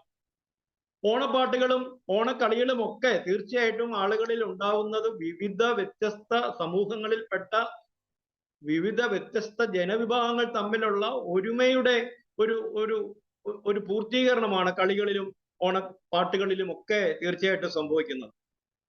ഒരുപക്ഷെ പണ്ടൊക്കെ ഊണ് കഴിഞ്ഞിട്ട് ഒരുമിച്ചുള്ള ഉറക്കം പോലും ആ ഊണ് കഴിഞ്ഞ് കിടക്കുന്ന ആ സ്ഥലത്ത് തന്നെ ഓരോരുത്തരും വ്യത്യസ്തമായ മുറികളിലേക്ക് ഒറ്റയ്ക്കൊറ്റയ്ക്ക് പോകുന്ന ഈ കാലഘട്ടത്തിനപ്പുറത്ത് പണ്ട് ഒരുമിച്ച് ഊണും കഴിഞ്ഞ് ഉറങ്ങുന്നത് പോലും, ഇതെല്ലാം ഞാനിങ്ങനെ വിശാലമായി ഇതിലേക്ക് പോകുന്നത് തീർച്ചയായിട്ടും ഓണവുമായി ബന്ധപ്പെട്ട് രൂപപ്പെട്ടിരിക്കുന്ന ചെയ്യുന്ന കൊച്ചു കൊച്ചു പ്രവർത്തനങ്ങളൊക്കെ തന്നെ വൈവിധ്യമുള്ള വ്യത്യസ്തമായ ഒരു സമൂഹം ഒരുമയോടെ ഏകചിന്തയോടെ ഏകതാളത്തോടെ ഒരു ഉത്സവത്തിൽ പങ്കെടുക്കുന്നതിനെ കുറിച്ചുള്ള ചില ചിന്തകളാണ്. ഏത് ഉത്സവത്തെ നമുക്ക് ഇങ്ങനെ അടയാളപ്പെടുത്താൻ കഴിയും? നമുക്കറിയാം ഓരോ ജാതി മത വിഭാഗങ്ങൾ നടത്തുന്ന ഉത്സവ ആഘോഷങ്ങളിൽ ഏതിലെങ്കിലും ഇത്തരം ഒരു ഒരുമയുടെ സമീപനം നമുക്ക് കാണാൻ കഴിയുന്നുണ്ടോ? ഒരു ഉത്സവങ്ങളിലുമില്ല. ഞാൻ ഈ പറഞ്ഞ 5-6 കൂട്ടം കാര്യങ്ങളൊക്കെ തന്നെ നമ്മൾ അത്തരം ഉത്സവങ്ങളുമായിട്ട് ചേർത്ത് വെക്കുമ്പോൾ അങ്ങനെ ഒരു തലത്തെ നമുക്ക് സമീപിക്കാൻ കഴിയുകയില്ല. രണ്ടാമതൊരു കാര്യം, മതവും ജാതിയും ദൈവവുമായി ബന്ധപ്പെട്ട് ഓണത്തെ അടയാളപ്പെടുത്തുന്ന പ്രിയപ്പെട്ട ജേക്കബ് സാറ് സൂചിപ്പിച്ചു, വിൽസൺ സാർ ഒന്ന് സൂചിപ്പിച്ചു. ഓണവുമായി ബന്ധപ്പെട്ട് യാതൊരു ദൈവിക സങ്കല്പങ്ങളെ നമുക്ക് കൂട്ടിച്ചേർക്കാൻ കഴിയില്ല. പ്രത്യേകമായിട്ടുള്ള ആചാരങ്ങളെ ഇതുമായി ബന്ധപ്പെട്ട് ദേവാലയങ്ങളുമായി ബന്ധപ്പെട്ടോ ക്ഷേത്രങ്ങളുമായി ബന്ധപ്പെട്ടോ ഓണത്തിന് പ്രത്യേക ആചാരങ്ങളില്ല. ഇത് മനഃപൂർവ്വമായിട്ട് ഒരുപക്ഷെ സൃഷ്ടിക്കപ്പെട്ടിട്ടുണ്ടാവാം. ഏത് ഉത്സവം എടുത്താലും ഏത് ആഘോഷം എടുത്താലും ദേവാലയവുമായി ബന്ധപ്പെട്ട് അല്ലെങ്കിൽ ദൈവവുമായി ബന്ധപ്പെട്ട് തന്നെയാണ് നമ്മൾ ആഘോഷങ്ങളെല്ലാം നടത്തുന്നത്. അത് ക്രിസ്ത്യാനികളുടെ ഈസ്റ്റർ ആയിക്കോട്ടെ അല്ലെങ്കിൽ ക്രിസ്മസ് ആയിക്കോട്ടെ, അത് ദേവാലയവുമായി ബന്ധപ്പെട്ടാണ്, ദൈവവുമായി ബന്ധപ്പെട്ടാണ് ആ ആഘോഷം. വിഷു എടുത്തോളൂ, വിഷു ദൈവവുമായി ബന്ധപ്പെട്ടാണ്. നബീദിനം എടുത്തോളൂ, അത് അവരുടെ ദൈവവിശ്വാസവും അല്ലെങ്കിൽ അവരുടെ ആചാരവുമായി ബന്ധപ്പെട്ടാണ്. ഓണത്തിന് അങ്ങനെയില്ല. ഓണം ഒരു മതവുമായി ബന്ധപ്പെട്ട ഒരു ആചാരവും, മതത്തിന്റെ ആചാരങ്ങളോ ജാതിയുടെ ആചാരങ്ങളോ ദൈവസങ്കല്പങ്ങളോ ഓണത്തിലില്ല. ഇപ്പൊ ഉയർന്നു വരുന്നത് വാമന സങ്കല്പമാണ്. വാമനനുമായി ബന്ധപ്പെട്ട് ഒരുപക്ഷെ ഇപ്പോൾ നടക്കുന്ന ചില ആഘോഷങ്ങൾ അതിനെ ദൈവവുമായി ചേർത്ത് വെക്കാൻ ശ്രമിക്കുന്നത് ഇന്ത്യയിലും കേരളത്തിലും ഒക്കെ കാലാകാലങ്ങളായി ഇപ്പോൾ നടന്നു വരുന്ന ചില ചേർത്തുവെക്കലുകളോ ചില ഹൈജാക്കുകളോ അതിന്റെ ഭാഗമായിട്ട് നമുക്ക് കാണാൻ കഴിയുകയുള്ളൂ. ഓണത്തിൽ കൃത്യമായി ഏതെങ്കിലും ഒരു ദൈവത്തിന്റെ സങ്കല്പത്തെ, ഒരു വിശ്വാസത്തെ ഒരിക്കലും ഇതേവരെ ഓണത്തിൽ ചേർത്ത് വെച്ചിട്ടില്ല. ഓണത്തിൽ ആരെങ്കിലും ചേർത്ത് വെക്കുന്നുണ്ടെങ്കിൽ അത് മനഃപൂർവ്വമായ ഒരു ഇടപെടൽ മാത്രമാണ്. അതുകൊണ്ട് തന്നെ ഓണം എന്നത് പൂർണ്ണമായും വൈവിധ്യമുള്ള മുഴുവൻ വിശ്വാസമുള്ളവരുടെയും വിശ്വാസമില്ലാത്തവരുടെയും ഒരു ദേശീയ ആഘോഷമായിട്ടാണ് നമുക്ക് ഓണത്തെ തീർച്ചയായിട്ടും കാണാൻ കഴിയുന്നത്. മറ്റൊന്ന്, ഇതിന്റെ ഒരു പാരിസ്ഥിതികമായ ഒരു വശം കൂടിയുണ്ട്. മറ്റു പല ഉത്സവങ്ങളെ അപേക്ഷിച്ച് പാരിസ്ഥിതികമായ ഒരു ഇഴുകിച്ചേരൽ ഈ ഓണാഘോഷങ്ങളിൽ നമുക്ക് സജീവമായിട്ട് കാണാൻ കഴിയും. ഇതിൽ ഉപയോഗിക്കുന്ന ചില കമ്പോണൻസ് ആവാം, അതേപോലെ തന്നെ ഇതിൽ ഉൾപ്പെടുത്തിയിരിക്കുന്ന ചില പ്രത്യേക പ്രവർത്തനങ്ങളാവാം. ഇതൊക്കെ പ്രകൃതിയുമായിട്ട് ചേർന്ന് നിൽക്കുന്ന തലത്തിൽ പ്രകൃതിയോട് ഒത്തുചേർന്ന് പോകുന്ന ഒരു സാഹചര്യം ഈ ഓണാഘോഷത്തിന്റെ പ്രത്യേകതയായിട്ട് നമുക്ക് കാണാൻ കഴിയും. ഇതിന്റെ ഒരു സാമ്പത്തിക വശമുണ്ട്. നമുക്കറിയാം, ഓണാഘോഷവുമായി ബന്ധപ്പെട്ട് ഇതിന്റെ വസ്ത്രത്തിന്റെ കാര്യത്തിലാവട്ടെ, ഭക്ഷ്യവസ്തുക്കളുടെ കാര്യത്തിലാവട്ടെ, ഇതുമായി ബന്ധപ്പെട്ട എല്ലാ കമ്പോണൻസിലും പഴയ കാലം തൊട്ടെടുക്കുമ്പോൾ, പ്രത്യേകിച്ച് വസ്ത്രത്തിന്റെ കാര്യത്തിൽ ഓണക്കോടി എന്നതൊരു വലിയ സങ്കല്പമാണ്. ഒരു പ്രദേശത്തെ മുഴുവൻ ആളുകളും ഈ സമയത്ത് പുതിയ വസ്ത്രങ്ങൾ വാങ്ങുന്നു എന്നുള്ളത് ഇതുമായി ബന്ധപ്പെട്ട് ചെറുകിട തലത്തിൽ പ്രവർത്തിക്കുന്ന 100 കണക്കിന് ചെറിയ നെയ്ത്ത് തൊഴിലാളികൾ തൊട്ട് വസ്ത്രങ്ങൾ ഉണ്ടാക്കുന്നവരുടെ വലിയ ഒരു വർഷത്തെ അവരുടെ പ്രയത്നത്തിന്റെ ഫലം ഈ ഓണസമയത്താണ് കിട്ടുന്നത്. ആയിരക്കണക്കിന് ആളുകളെ തീറ്റിപ്പോറ്റുന്നത് ഈ ഓണം എന്ന ആഘോഷമാണ്. അപ്പൊ തീർച്ചയായിട്ടും ഇതിന്റെ ഒരു സാമ്പത്തിക മേഖലയെ, അത് ഇപ്പോൾ തീർച്ചയായിട്ടും അതിൽ വന്നിരിക്കുന്ന വലിയ കമ്പനികളുടെ ഇടപെടലുകളും അതുപോലെ തന്നെ കൺസ്യൂമറിസത്തിന്റെ വളർച്ചയും ഒക്കെ നമുക്ക് കാണാൻ കഴിയും. പക്ഷേ ഇപ്പോഴും ഒന്ന് നോക്കുക, കണ്ണൂർ മുതൽ തിരുവനന്തപുരം വരെ ഉള്ള സ്ഥലങ്ങളിലെ നെയ്ത്തുമായി ബന്ധപ്പെട്ട് പ്രവർത്തിക്കുന്നവർ, പ്രത്യേകിച്ച് ഓണത്തിന് തദ്ദേശീയമായിട്ടുള്ള വസ്ത്രങ്ങളുടെ, തുണികളുടെ ഒരു വലിയ പ്രചരണം നടക്കുന്ന സമയം കൂടിയാണ്. അപ്പൊ തീർച്ചയായിട്ടും തദ്ദേശീയമായ ഒരു സാമ്പത്തിക വളർച്ച കൂടി സാധ്യമാക്കുന്ന ഒരു ആഘോഷം എന്ന നിലയിൽ നമുക്ക് ഓണത്തെ കാണാൻ കഴിയും. ഓണത്തിന്റെ വിശദാംശങ്ങളിലേക്ക് വീണ്ടും പോകുന്നത് ശരിയാണെന്ന് ഞാൻ വിശ്വസിക്കുന്നില്ല. തീർച്ചയായിട്ടും ഇത്തരം ഒരു ഓണാഘോഷത്തെ എങ്ങനെയാണ് പുതിയ തലമുറ കാണുന്നത്? വർത്തമാന കാലത്തെ ഓണാഘോഷവുമായി ബന്ധപ്പെട്ട ചെറിയ ചില ചിന്തകൾ കൂടെ പങ്കുവെക്കാം എന്നാണ് ഞാൻ വിചാരിക്കുന്നത്. നിങ്ങളിലൊക്കെ ഇത് ഉള്ളിൽ കിടക്കുന്ന കാര്യങ്ങളെ ഞാനൊന്ന് ഉണർത്തുന്നു എന്ന് മാത്രമേ ഉള്ളൂ. എങ്ങനെയാണ് പുതിയ തലമുറ ഈ ഓണാഘോഷത്തെ കാണുന്നത്? നമുക്കറിയാം കാലാകാലങ്ങളിലായി ഓണത്തിന് വന്നുകൊണ്ടിരിക്കുന്ന രൂപമാറ്റങ്ങളെ നമ്മൾ കണ്ടുകൊണ്ടായിരിക്കുന്നത്. അതിനെക്കുറിച്ചുള്ള ചില പേടിപ്പെടുത്തുന്ന ചില ചിന്തകൾ കേരളത്തിൽ ഉയരുന്ന സമയം കൂടിയാണിത്. ഇതൊക്കെ നിലനിൽക്കുമ്പോഴും എന്താണ് പുതിയ ജനറേഷന്റെ ഓണത്തിനോടുള്ള ഈ ഉത്സവത്തോടുള്ള കാഴ്ചപ്പാട്? ഞാൻ വ്യക്തിപരമായി പറഞ്ഞാൽ ഒരു 3 തലമുറയെ അടയാളപ്പെടുത്താൻ ശ്രമിച്ചാൽ, എൻ്റെ മാതാപിതാക്കൾക്ക് ജാതി ചിന്തയെക്കുറിച്ചുള്ള നല്ല ബോധ്യം, ഒരുപക്ഷെ അവർ നല്ലതെന്ന് കണ്ട ഒരു ചിന്ത, ജാതി വ്യത്യാസങ്ങളെ അടയാളപ്പെടുത്തിക്കൊണ്ടാണ് അവർ പലപ്പോഴും ജീവിച്ചത്. ഞാനത് കണ്ടിട്ടുണ്ട്. അവരെ കുറ്റപ്പെടുത്തുകയല്ല, അവരുടെ സ്കൂളിംഗ് അതായിരുന്നു. ഞാൻ ഒരുപക്ഷെ പ്രായമാവുമ്പോഴേക്കും, അല്ലെങ്കിൽ ഞാൻ എൻ്റെ ഭാര്യയോടൊപ്പം ഈ ഒരു വിഷയത്തെ സമീപിക്കുന്നത്, ഒരുപക്ഷെ ഈ വിവിധ ജാതി വിഭാഗങ്ങളിൽപ്പെട്ടവർ, ജാതിയിൽ ഒരുപക്ഷെ താണവരെന്ന് ചിലരെങ്കിലും പ്രഖ്യാപിക്കുന്നവർ, അവരുടെയൊക്കെ കൂടെ ചേർന്ന് നിൽക്കാനാ ഞങ്ങൾ രണ്ടുപേരും ഉൾപ്പെടുന്ന തലമുറ ശ്രമിച്ചത്. ഒരുപക്ഷെ ഈ ഒരു മീറ്റിംഗിൽ പങ്കെടുക്കുന്നവരുടെ ഭൂരിപക്ഷം പേരുടെയും തലമുറ ചെയ്തുകൊണ്ടിരിക്കുന്നതും അത് തന്നെയാവും. മൂന്നാമത്തെ ഒരു തലമുറ, എൻ്റെ മക്കളുടെ ഒരു തലമുറ വരുമ്പോൾ എനിക്ക് തോന്നുന്നു അവർ ഏത് വിഭാഗത്തിൽപ്പെട്ടവരോടും ചേർന്ന് നിൽക്കുക മാത്രമല്ല, തോളോട് തോൾ ചേർന്ന് നിൽക്കുന്നു എന്നതാണ് നമ്മുടെ സമൂഹത്തിൽ വന്നിരിക്കുന്ന മാറ്റം. ഇത് ഉത്സവത്തിന്റെ ആഘോഷങ്ങളുടെയും കാര്യത്തിൽ ഈ ഒരു ബേസ് വളരെ പ്രധാനപ്പെട്ടതാണ്. ഒരുപക്ഷെ ഓണത്തെ ഇപ്പോൾ ജാതിയും മതവും ദൈവവുമായി അടയാളപ്പെടുത്തുന്നവർ ഒരു സവർണ സങ്കല്പവുമായി ബന്ധപ്പെട്ട് തന്നെയാണ് വാമനനെ ഉയർത്തിക്കൊണ്ടുവരുന്ന ഈ സങ്കല്പത്തെ അട്ടിമറിക്കാൻ ശ്രമിക്കുന്നത്. അതുകൊണ്ട് തന്നെ ഇപ്പോ ഈ പുതിയ തലമുറ എങ്ങനെയാണ് ഓണത്തെ കാണുന്നത്? എനിക്ക് തോന്നുന്നു കേരളത്തിലെ ഏറ്റവും വലിയ ആഘോഷം നടക്കുന്നത് ഓണസമയത്ത് കേരളത്തിലെ കലാലയങ്ങളിലും സ്കൂളുകളിലുമാണ്. ഇത്രയും വലിയൊരു ആഘോഷം ഇതിനു മുമ്പ് ഒരു 20 വർഷം മുമ്പ് അല്ലെങ്കിൽ അതിന് മുമ്പെടുത്താൽ കേരളത്തിൽ ഉണ്ടാവും എന്ന് തോന്നുന്നില്ല. അവർ ഒരുമിച്ച് പൂക്കളം ഒരുക്കുന്നു, ഊഞ്ഞാലാടുന്നു, ഭക്ഷണം കഴിക്കുന്നു, ഒരുമിച്ച് ഭക്ഷണം കഴിക്കുന്നു. പൂക്കളെടുക്കാൻ അടുത്തിടയിൽ മീഡിയയിൽ ഒരു പ്രത്യേക വാർത്ത തന്നെ സൃഷ്ടിക്കുന്നത് കണ്ടു. തമിഴ്നാട്ടിലേക്ക് പൂക്കൾ കൊണ്ടുവരാൻ പോകുന്നു, ഭക്ഷണ സാധനങ്ങൾ വാങ്ങാൻ കുട്ടികൾ പോകുന്നു.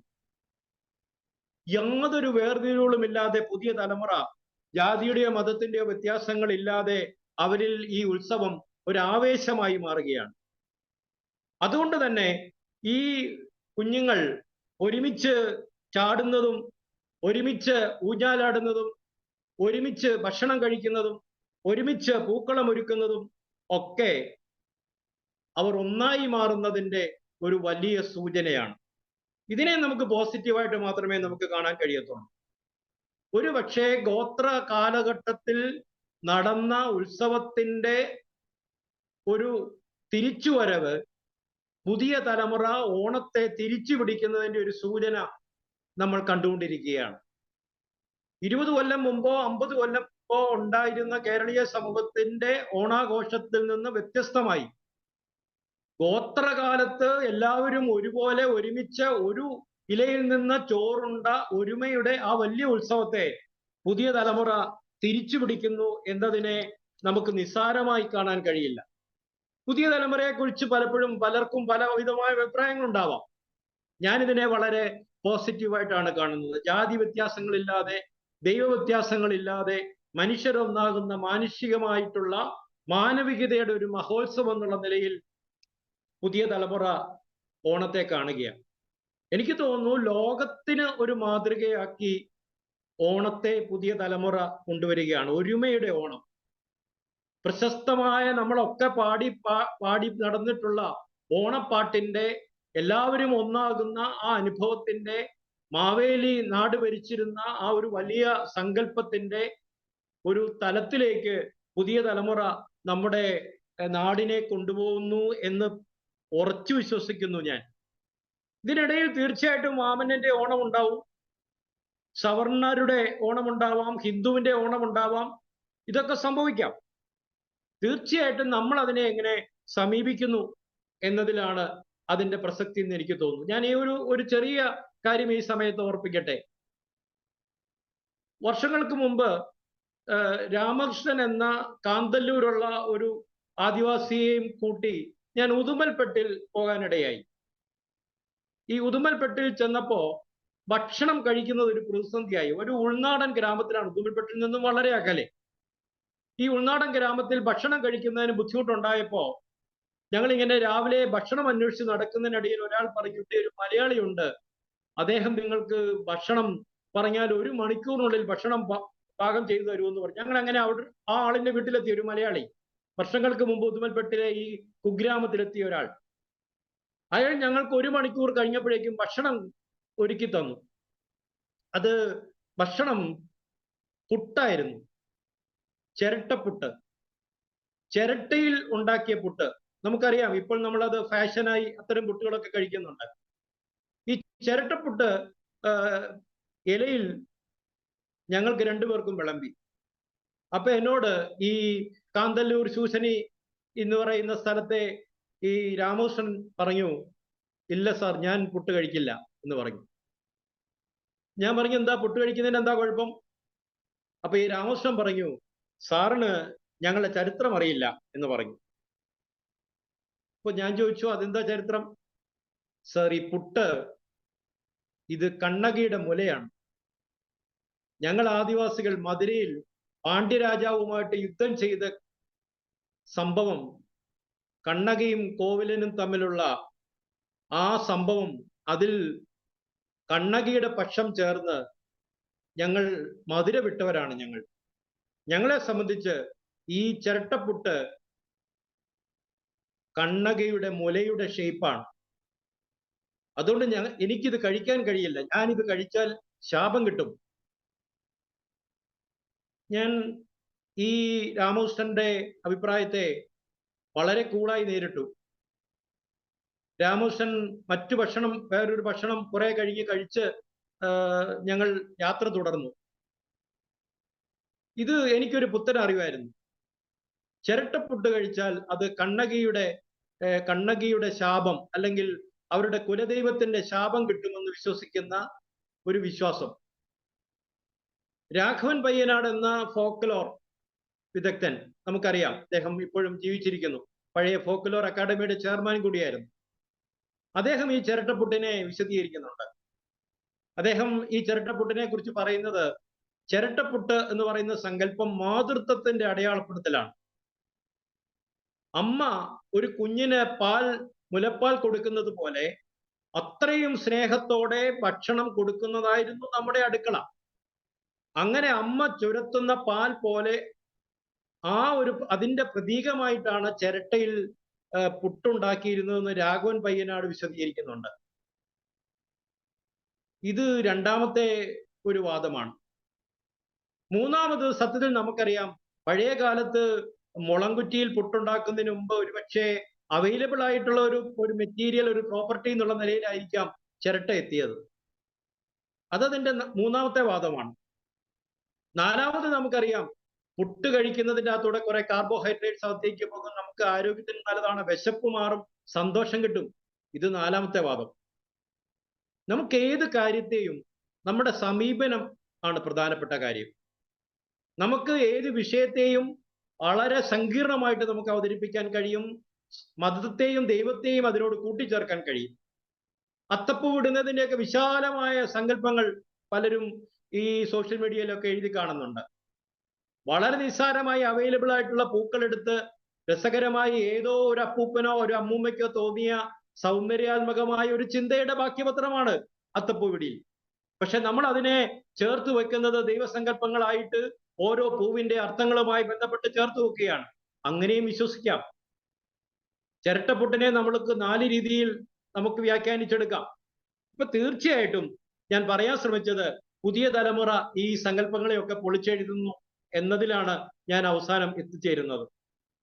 പുതിയ തലമുറ നമ്മളെ ഗോത്ര സമൂഹത്തിന്റെ ഒരു ഉദാത്തമായ ജീവിത സങ്കല്പങ്ങളിലേക്ക് കൊണ്ടുപോവുകയാണ്. വേർതിരിവുകളില്ലാത്ത ഒരു സങ്കല്പത്തിലേക്ക് കൊണ്ടുപോവുകയാണ്. ഇത് പ്രകൃതിയിൽ സ്വാഭാവികമാണ്. പുഴ അതിന്റെ സ്വാഭാവികമായ വഴികളെ തിരിച്ചു പിടിക്കുക തന്നെ ചെയ്യും. നമ്മൾ പ്രകൃതി ദുരന്തങ്ങളെ കുറിച്ച് വേവലാതിപ്പെടുമ്പോൾ എനിക്ക് തോന്നാറുണ്ട്, പലപ്പോഴും നമ്മൾ അടച്ചു വെച്ച പുഴയ്ക്കൊഴുകാനുണ്ടായിരുന്ന വഴികളെ പുഴ തിരിച്ചു പിടിക്കുകയാണ്. ചരിത്രത്തിൽ ഇതാണ് സംഭവിക്കുന്നത്. നമ്മൾ കെട്ടിവെച്ച ചില മതിലുകളെ പുതിയ തലമുറ അവർ പോലും അറിയാതെ അതിനെ പൊളിച്ചടുക്കി മുന്നോട്ട് പോവുകയാണ്. അതുകൊണ്ട് തീർച്ചയായിട്ടും ഇതിനെ ഒരു വെല്ലുവിളിയോടെ കാണുന്നവർ, കുട്ടികൾ പറയുന്ന ഭാഷയിൽ പറഞ്ഞാൽ അംബാനെ ശ്രദ്ധിക്കണം എന്ന് കുട്ടികൾ പറയും. കേട്ടിട്ടില്ലേ? കുറെ കൂടി ശ്രദ്ധിക്കണമെന്ന് കുട്ടികൾ പറയും. അവര് ഒരു പുതിയ ലോകത്തെ സൃഷ്ടിക്കുകയാണ്. ലോകത്തിന് തന്നെ മാതൃകയാകാവുന്ന ഒരു ഉത്സവത്തെ, അതിന്റെ തനിമ വീണ്ടെടുത്തുകൊണ്ട് കുഞ്ഞുങ്ങൾ അതിന്റെ ഒരു ലഹരിയിലേക്ക്, ഒരു ആനന്ദത്തിലേക്ക് നമ്മുടെ സമൂഹത്തെ കൊണ്ടെത്തിക്കുന്നതാണ് പുതിയ തലമുറ ചെയ്തുകൊണ്ടിരിക്കുന്നത്. ഇതൊരു തിരിച്ചുപിടിക്കലാണ്. തേൻ വയറ് നിറയെ കഴിച്ചിട്ട് പാറപ്പുറത്ത് കിടന്ന് വെട്ടിയ ഒരു മുളന്തണ്ട് പാറയിൽ കൊട്ടിക്കൊണ്ട് സന്തോഷത്തോടെ കിടന്നുറങ്ങിയ ഒരു ആദ്യത്തെ ഉത്സവമുണ്ടല്ലോ, ആ ഉത്സവത്തെ പുതിയ തലമുറ തിരിച്ചു പിടിക്കുന്നു. പുതിയ തലമുറ അതിലേക്ക് കൊണ്ടുപോവുകയാണ്. അതിരുകളില്ലാത്ത ആകാശവും അതിരുകളില്ലാത്ത ഭൂമിയെയും സൃഷ്ടിക്കാൻ കുഞ്ഞുങ്ങൾ തയ്യാറെടുക്കുകയാണ്. അതുകൊണ്ട് ശുഭപ്രതീക്ഷയോടെയാണ് ഓണത്തെ കാണുന്നത്. ഈ ഓണത്തിന് അതിർവരമ്പുകളില്ല, മതമില്ല, ദൈവമില്ല. ഇത് ഒരുമയുടെ ഒരു ഉത്സവമാണ്. ഇത് എന്താണ് തരുന്നത്? ഇത് എല്ലാവരും തോളോട് തോൾ ചേർന്ന് ആവേശത്തോടെ ഭൂമിയിൽ ഒരു സ്വർഗം സൃഷ്ടിക്കലാണ്. അതുകൊണ്ട് തന്നെ ഇതിനെക്കുറിച്ച് സെക്യുലർ അത്തരം ഒരു ചിന്തകൾക്കൊക്കെ അപ്പുറത്താണ്, എനിക്ക് തോന്നുന്നു അതിനൊക്കെ അപ്പുറത്താണ് ആ ഒരു ചിന്തയെ നമുക്ക് കൊണ്ടുവരാൻ കഴിയുന്നത്. എന്താണ് ഉത്സവം? ഉത്സവം ഈസിക്കൽ ടു സന്തുഷ്ടി എന്ന് നമുക്ക് പറയേണ്ടി വരും. ലോകത്താകെ ഇന്ന് സന്തോഷം തേടി സന്തോഷത്തെക്കുറിച്ച് ചർച്ച ചെയ്യുന്ന ഒരു കാലഘട്ടത്തിൽ ജീവിക്കുന്നത്. ജേക്കബ് സാറ് സൂചിപ്പിച്ചു, എന്താണ് ഉത്സവം തരുന്നത്? ഉത്സവം തരുന്നത് സന്തുഷ്ടിയാണ്, സന്തോഷമാണ്. GNH കുറിച്ചാണ് ഇപ്പം നമ്മൾ സംസാരിക്കുന്നത്. അപ്പൊ തീർച്ചയായിട്ടും ഈ സന്തോഷം തരുന്ന അനുഭവങ്ങളാണ് ഉത്സവം. ഈ സന്തോഷത്തിന്റെ അനുഭവങ്ങളുടെ ദൈർഘ്യം കൂട്ടുന്നതിനെ കുറിച്ച് എല്ലാവരും ചിന്തിക്കുന്നത്. എന്താ സന്തോഷം എന്ന് പറയുന്നതിന്റെ സന്തോഷം ഒരു മനുഷ്യജീവന് കിട്ടാൻ വേണ്ടി മനുഷ്യൻ എന്തെല്ലാമാ ചെയ്തുകൊണ്ടിരിക്കുന്നത്? 2 പില്ലറുകളാ സന്തോഷവുമായി ബന്ധപ്പെട്ടുള്ളത്. ഒന്ന് അതിന്റെ ഒരു മനഃശാസ്ത്രപരമായ സമീപനം, മനഃശാസ്ത്രപരമായ ഒരു പില്ലർ തീർച്ചയായിട്ടും നമുക്ക് സന്തോഷം ലഭിക്കുന്നതുമായി ബന്ധപ്പെട്ടിട്ടുണ്ട്. എങ്ങനെയാ മനഃശാസ്ത്രപരമായ സമീപനം? പ്രതീക്ഷയാണ് നമ്മളിൽ സന്തോഷം ഉണ്ടാക്കുന്നത്. അതാ അതിന്റെ മനഃശാസ്ത്രപരമായ സമീപനം. ഓണം ഒരു പ്രതീക്ഷയാണ്, ഈ ഉത്സവം ഒരു പ്രതീക്ഷയാണ്. ഈ പ്രതീക്ഷയാണ് നമുക്ക് സന്തോഷം തരുന്നത്. ഇതൊരു മനഃശാസ്ത്രപരമായ സമീപനമാണ്. ഈ പ്രതീക്ഷ തീർച്ചയായിട്ടും വയറ് നിറഞ്ഞ് ഭക്ഷണം കഴിക്കുന്നു എന്ന് പറയുന്നത് തുടങ്ങിയ കാലത്ത് ഒരു പ്രതീക്ഷയായിരുന്നു.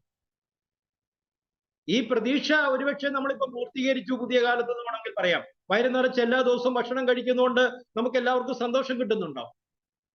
എല്ലാ സുഖസൗകര്യങ്ങളും കിട്ടുന്നു.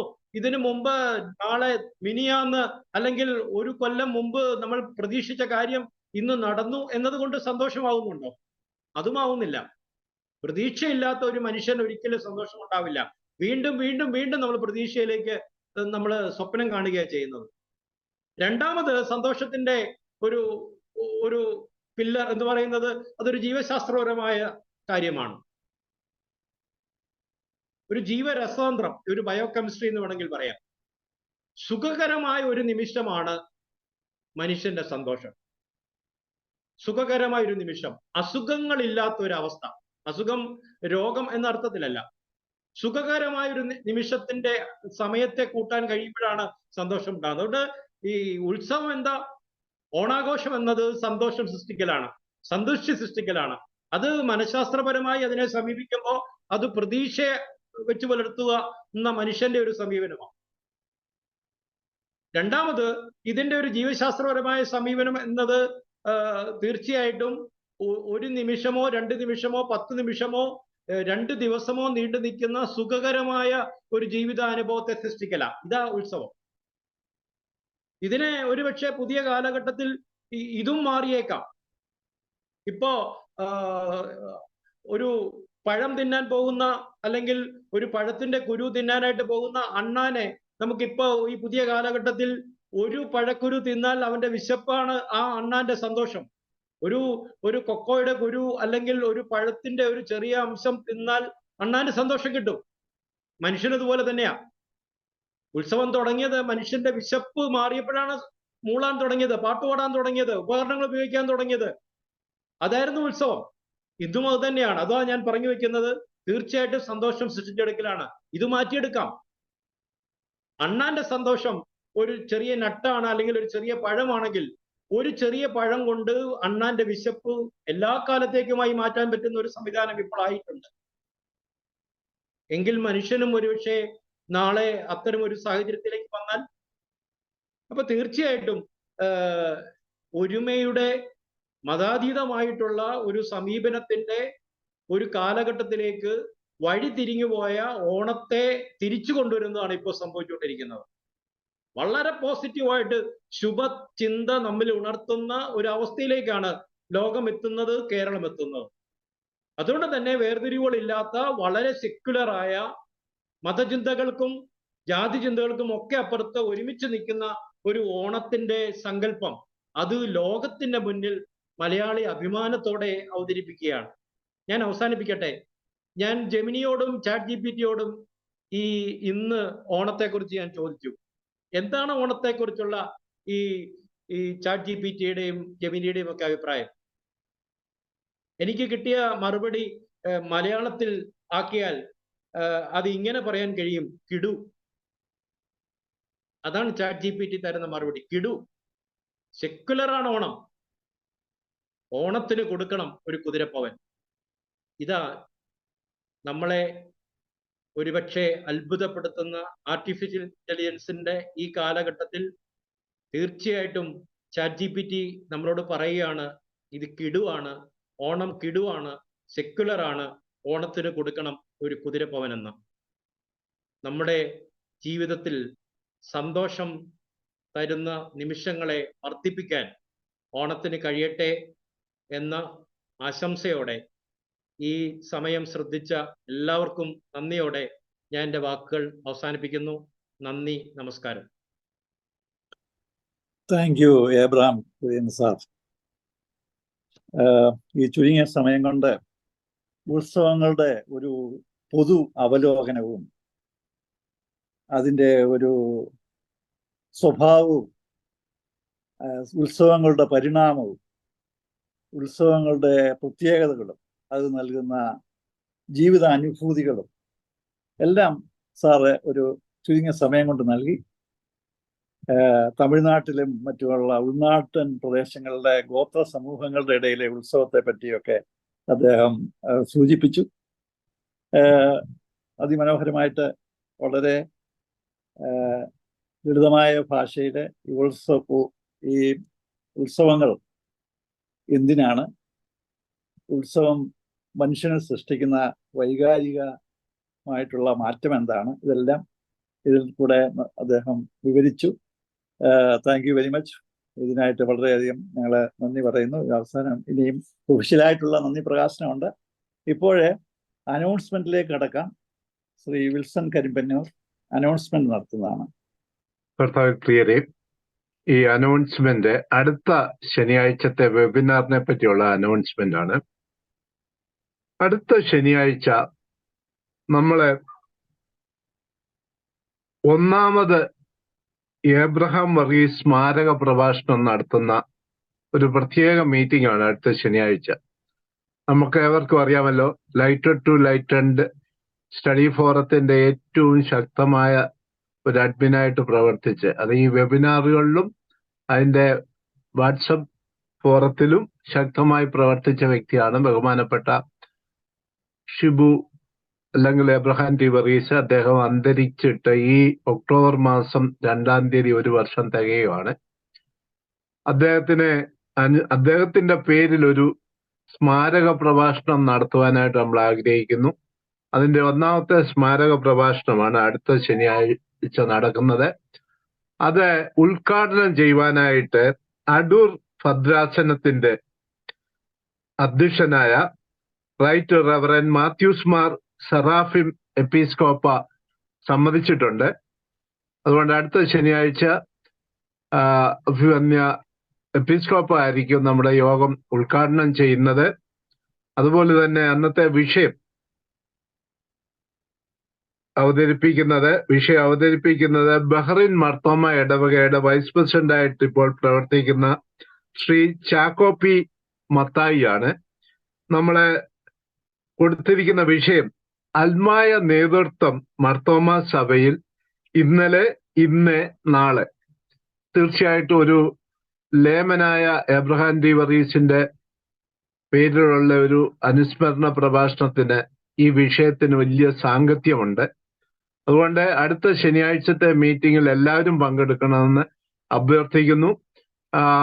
നമ്മൾ കൂടുതൽ പേരെ പങ്കെടുപ്പിക്കുവാനായിട്ട് ശ്രമിക്കണമെന്ന് ബഹ്റിനിലെ പല സുഹൃത്തുക്കളും എന്നെ വിളിച്ചു പറഞ്ഞിട്ടുണ്ട്. അതുകൊണ്ട് 100 പേരുടെ പ്ലാറ്റ്ഫോമാണ് നമ്മൾ ഇപ്പോൾ ഇവിടെ ഉപയോഗിക്കുന്നത്. അതിന് വലുത് 500 പേരുടെ പ്ലാറ്റ്ഫോം ഉപയോഗിക്കാനായിട്ട് ശ്രമിക്കുന്നുണ്ട്. അതുകൊണ്ട് എല്ലാവരും ലിങ്ക് ഒന്ന് ശ്രദ്ധിച്ചോണം. കിട്ടുകയാണെങ്കിൽ നമ്മൾ 500 മെമ്പേഴ്സിന്റെ പ്ലാറ്റ്ഫോം ആയിരിക്കും. അങ്ങനെയാണെങ്കിൽ ഈ ലിങ്ക് മാറും, അല്ലെങ്കിൽ ഈ ലിങ്കിലായിരിക്കും. എല്ലാവരും എബ്രഹാം ടി വർഗീസിനെ അറിയാവുന്നവരും അല്ലാത്തവരും നല്ലൊരു വിഷയവും നമ്മുടെ എപ്പിസ്കോപ്പ പങ്കെടുക്കുന്നതുമായതുകൊണ്ട് എല്ലാവരും അതിനെ സംബന്ധിക്കണമെന്ന് അഭ്യർത്ഥിച്ചുകൊണ്ട് ഞാൻ വിരമിക്കുന്നു. അടുത്തത് ഓപ്പൺ ഫോറമാണ്. ഓപ്പൺ ഫോറത്തിൽ പങ്കെടുക്കാൻ ആഗ്രഹിക്കുന്നവരെ സിസ്റ്റത്തിൽ ഹാൻഡ് റൈസ് ചെയ്യണം. ഇപ്പോഴേ ഓപ്പൺ ഫോറത്തിനായിട്ട് കൈകൾ ഉയർത്താം. സിസ്റ്റത്തിൽ ഹാൻഡ് റൈസ് ചെയ്യണമെന്ന് ഓർപ്പിക്കുന്നു. മതാതീതമായ ഉത്സവമാണ് ഓണമെന്ന് വളരെ ഭംഗിയായിട്ട് വളരെ പ്രഗത്ഭമായിട്ടുള്ള ഒരു പ്രഭാഷണം നടത്തിയ എബ്രഹാം സാറിന് പ്രത്യേകമായ അഭിനന്ദനം അറിയിച്ചുകൊണ്ട്, അതുപോലെ ഇങ്ങനെയുള്ള ഒരു വിഷയം ഇവിടെ അവതരിപ്പിക്കാൻ തീരുമാനിച്ചതായ നമ്മുടെ ലൈറ്റർ ടു ലൈറ്റർ പ്ലാറ്റ്ഫോമിന് പ്രത്യേകമായിട്ട് നന്ദി പറയുന്നു. തീർച്ചയായിട്ടും ഈ മതത്തെ കുറിച്ചുള്ള സങ്കല്പത്തിന് വലിയൊരു എന്താ പറയുന്നത് വലിയൊരു ചിന്തയാണ് ഇവിടെ അവതരിപ്പിച്ചത്. പ്രത്യേകമായിട്ട് ഞാൻ അതിനെ അഭിനന്ദിക്കുകയാണ്. പലപ്പോഴും നമ്മൾ വാമനായിട്ടും അതുപോലെ തന്നെ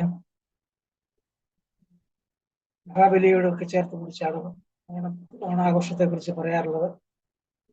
ഈ വാമനൻ എന്ന് പറയുന്നത് അവതാരം ഈ വന്നത് കേരളം ഉണ്ടാകുന്നതിന് മുമ്പാണെന്ന്. കാരണം പരശുരാമനാണ് കേരളം സൃഷ്ടിച്ചത്. പരശുരാമൻ കേരളം സൃഷ്ടിക്കുന്നതിന് മുമ്പേ വാമനൻ വന്നു. അപ്പൊ തീർച്ചയായിട്ടും കേരളം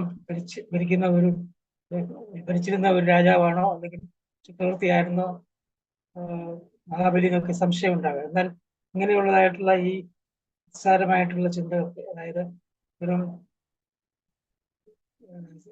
വില കുറച്ച ചിന്തകൾക്ക് ഒന്നും പ്രാധാന്യം കൊടുക്കാതെ വളരെ വിശാലമായ ചിന്തയിൽ ഓണത്തിന്റെ സാർവത്രികതയെ കുറിച്ച്, അതിന്റെ വലിയ മതത്തിന് അതീതമായ ചിന്തകളെ കുറിച്ച് അവതരിപ്പിക്കപ്പെട്ടത് ഞാൻ പ്രത്യേകമായിട്ട് നന്ദി പറയുകയാണ്. തീർച്ചയായിട്ടും നല്ലൊരു സങ്കല്പമാണ് ഇവിടെ ലഭിച്ചത്. പല സംശയങ്ങൾക്കും മറുപടി ലഭിച്ചു. അതായത് നമ്മൾ ഈ തരംതാണ അല്ലെങ്കിൽ വളരെ വില കുറഞ്ഞതായിട്ടുള്ള ഡിഫറൻസിനെ കുറിച്ചൊക്കെ ചിന്തിക്കാതെ എല്ലാ മതങ്ങൾക്കും അതീതമായ, ദൈവങ്ങൾക്കും അതീതമായിട്ടുള്ള ഒരു ചിന്തയാണ് ഈ സന്തോഷം. അതാണ് അതിന്റെ ഏറ്റവും വലിയ കാര്യം. കാരണം മനുഷ്യൻ സന്തോഷം ഉണ്ടാകുന്ന കാര്യമാണ്. മനുഷ്യരെല്ലാവരും ജീവിക്കുന്ന സന്തോഷത്തിന് വേണ്ടിയാണ്. പലരും പറയാറുണ്ട് ജീവിത വിജയം എന്ന് പറയുന്നത് ആണ് ഇമ്പോർട്ടന്റ്. എന്നാൽ സന്തോഷം ഉണ്ടെങ്കിലേ ജീവിത വിജയം ഉണ്ടാവുകയുള്ളൂ എന്ന് ഇവിടെ ആൽബർട്ട് ഷ്വൈറ്റ്സർ പറഞ്ഞു. ആൽബർട്ട് ഷ്വൈറ്റ്സർ എന്ന് പറയുന്ന ചിന്തകൻ, ലോക സമാധാനത്തിന് നോബൽ പ്രൈസ് കിട്ടിയ ഫ്രഞ്ച് ചിന്തകൻ പറഞ്ഞിരിക്കുന്നത്, success is not a key to happiness, happiness is the key to success. അപ്പം if you love what you are doing, you will be successful. നമ്മൾ ചെയ്യുന്ന കാര്യങ്ങൾ, നമ്മൾ ചിന്തിക്കുന്ന കാര്യങ്ങളൊക്കെ സന്തോഷം തരുന്നുവെങ്കിൽ നമ്മുടെ ജീവിതം സക്സസ്ഫുൾ ആണ്. അതിനോട് ചേർന്ന് നിൽക്കുന്ന ഒരു വലിയ ചിന്തയാണെന്ന് സാർ ഇവിടെ അവതരിപ്പിച്ചത്. പ്രത്യേകമായ അഭിനന്ദനം. അതിന്റെ എല്ലാ വശങ്ങളും, ഓണത്തിന്റെ എല്ലാ വശങ്ങളും കൂട്ടിച്ചേർത്തുകൊണ്ട് വലിയൊരു നല്ലൊരു പ്രസന്റേഷൻ നടത്തിയതായി സാറിനെ അഭിനന്ദിച്ചുകൊണ്ട് വാക്കുകൾക്ക് വിരാമം കുറിക്കുന്നു. Back to Jacob sir. ഇതൊരു ചോദ്യമല്ലല്ലോ, അത് ഒരു നിരീക്ഷണം എന്ന രീതിയിലാണ്. അപ്പോൾ ഇതിന് ആൻസർ ചെയ്യേണ്ട ആവശ്യമില്ലല്ലോ. അപ്പൊ ഇനി അടുത്തതായിട്ട് ജോർജ് യോഹന്നാൻ സാറും അത് കഴിഞ്ഞ് രാജു അഞ്ചേരി അച്ഛനുമാണ്. ജോർജ് യോഹന്നാൻ സാർ. എനിക്ക് പ്രത്യേകിച്ച് കേൾക്കാമല്ലോ? കേൾക്കാമോ? കേൾക്കാമോ? എനിക്ക് ഏബ്രഹാം കുര്യൻ സാറിനോട് വളരെ വളരെ നന്ദി രേഖപ്പെടുത്തുന്നു. ഓണത്തെക്കുറിച്ച് ഒരു പുതിയ കാഴ്ചപ്പാട് തന്നെയാണ് സാർ പ്രസന്റ് ചെയ്തത്. വാസ്തവത്തിൽ ഐ റിയലി അപ്രീഷിയേറ്റിംഗ്. എനിക്ക് പിന്നെ ഒരു കാര്യം കൂടെ പറയാനുള്ള, അല്പം കൂട്ടിച്ചേർക്കുകയായിരിക്കുകയാണെങ്കിൽ ക്ഷമിക്കുക. ഈ പള്ളികളിലും അമ്പലങ്ങളിലും ഒന്നും അല്ലായിരുന്നു ഞങ്ങളുടെ ചെറുപ്പത്തിലൊന്നും ഓണം ആഘോഷിച്ചത്. ഓണം ഉണ്ട് കഴിഞ്ഞാൽ ഞങ്ങൾ വലിയ മൈതാനം പോലെയുള്ള സ്ഥലങ്ങളിലായിരുന്നു എല്ലാ ജാതി മതസ്ഥരും ഉച്ച നീചത്വം ഇല്ലാതെ ഒന്നിച്ചോടി ചാടി കളിച്ച്, അതുപോലെ തന്നെ പിന്നെ ചില ദിവസത്തിലെ വള്ളം കളിക്ക് പോകുക, എല്ലാവരും ഉണ്ടായിരിക്കും വള്ളം കളി കാണാനും വള്ളത്തെ കയറാനും. അതുകൊണ്ട് ഇത് പള്ളിയിലും അമ്പലങ്ങളിലും അങ്ങനെയുള്ളതിനേക്കാൾ കൂടുതൽ ഒന്നിച്ചു കൂടി കിളികളിയും ഭയങ്കരമായ വടംവലിയും എല്ലാം നടത്തുന്നത് വലിയ പറമ്പുകളായിരുന്നു. അവിടെയായിരുന്നു വലിയ ഊഞ്ഞാലൊക്കെ ഉണ്ടാക്കി വലുതായിട്ട് ആഘോഷിച്ചിരുന്നത്. അത് ഏബ്രഹാം കുര്യൻ സാറും അവിടെ ഒരു പ്രത്യേക ജാതികളുടെ ഒരു ഉത്സവത്തിന് പോയി അത് എൻജോയ് ചെയ്തതുപോലെ എൻ്റെ മനസ്സിൽ ഇങ്ങനെ ഭയങ്കരമായിട്ട് കിടക്കുന്നത് എല്ലാം ആ വടംവലിയും കിളികളിയും വള്ളംകളിയും എല്ലാമാണ്. പള്ളികളിൽ ഞങ്ങളൊന്നും അന്ന് ആഘോഷിച്ചില്ല. പക്ഷെ ഇതുപോലെയുള്ള പറമ്പുകൾ ഇല്ലാതെ വന്നപ്പോൾ ഇപ്പൊ അത് പള്ളിയിലായിപ്പോയി. പള്ളിയിലായപ്പോൾ ഒരു കുഴപ്പം, നമ്മുടെ ജാതി മാത്രം അവിടെ കൂടുന്നു. അതൊരു പക്ഷേ വേറെ അടുത്താണെങ്കിലും അങ്ങനെ ആയിരിക്കാം. എനിക്ക് അമ്പലത്തിന്റെ കാര്യം അവിടെ എന്തെങ്കിലും ഉണ്ടോ എന്ന് അറിയുന്നില്ല. പക്ഷെ അത് ചുരുങ്ങി പോകുന്നു. മറ്റേ പറമ്പുകൾ ഇല്ലാതെ പോയത് കൊണ്ടാകാം പള്ളികളിൽ ഇപ്പൊ തുടങ്ങിയിരിക്കുന്നതെന്ന് തോന്നുന്നു. പക്ഷെ അവിടെ ഒരു ജാതി ചിന്തയും ഇല്ലാതെയുള്ള ഓണാഘോഷത്തെ നമ്മൾ പ്രോത്സാഹിപ്പിക്കണം, ഏറ്റവും അധികം പ്രോത്സാഹിപ്പിക്കണം എന്നാണ് എൻ്റെ അഭിപ്രായം. Thank you so much. Abraham Kurian സാറിന് എന്തെങ്കിലും പറയാനുണ്ടോ ഇതേപ്പറ്റി?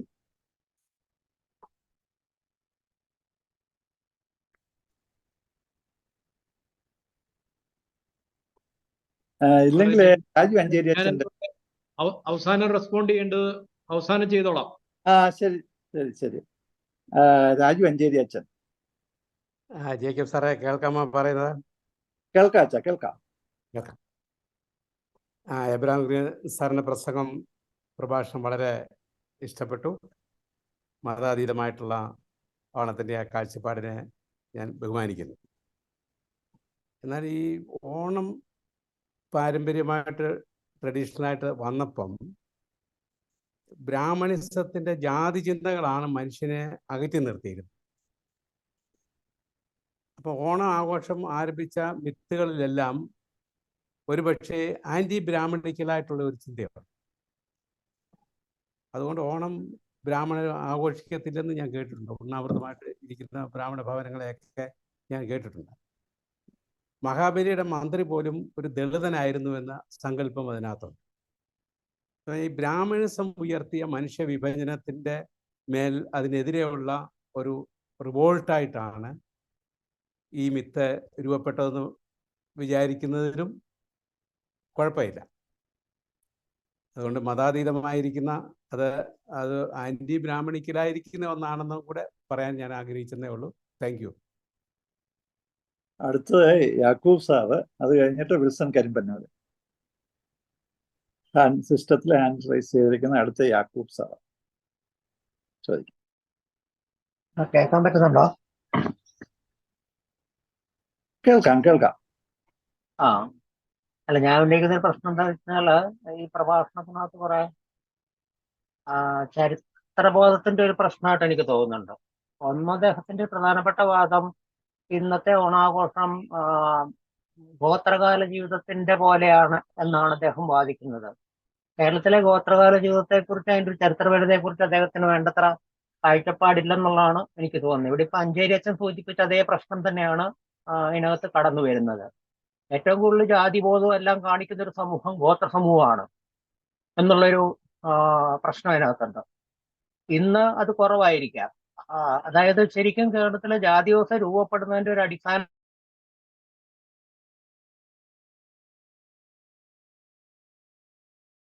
തന്നെ കേരളത്തിൽ ഇവിടെ ഉണ്ടായിരുന്ന തദ്ദേശീയ ഗോത്രങ്ങളിലെ അപരസ്ഥ കൂടിയാണ് കേരളത്തിൽ ജാതി വ്യവസ്ഥ രൂപം കൊള്ളുന്നതെന്നാണ് ചരിത്രം. 8-ാം നൂറ്റാണ്ടിനും 12-ാം നൂറ്റാണ്ടിനും ഇടയിൽ. അപ്പൊ അങ്ങനെയുള്ള ഒരു ചരിത്രബോധത്തിൽ നോക്കുമ്പം ഗോത്രജനങ്ങളുടെ ആഘോഷം എന്തോ മഹത്തായ സാധനമാണെന്ന് പറയുന്നതൊക്കെ ചരിത്ര വിരുദ്ധമായിട്ടുള്ള പ്രസ്താവനകളാണ്.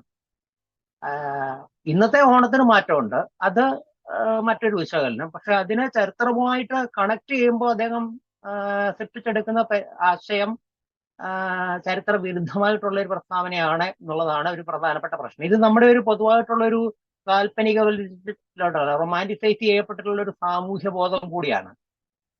അതായത് പഴയ കാലഘട്ടത്തിലെല്ലാം മഹത്താണ്,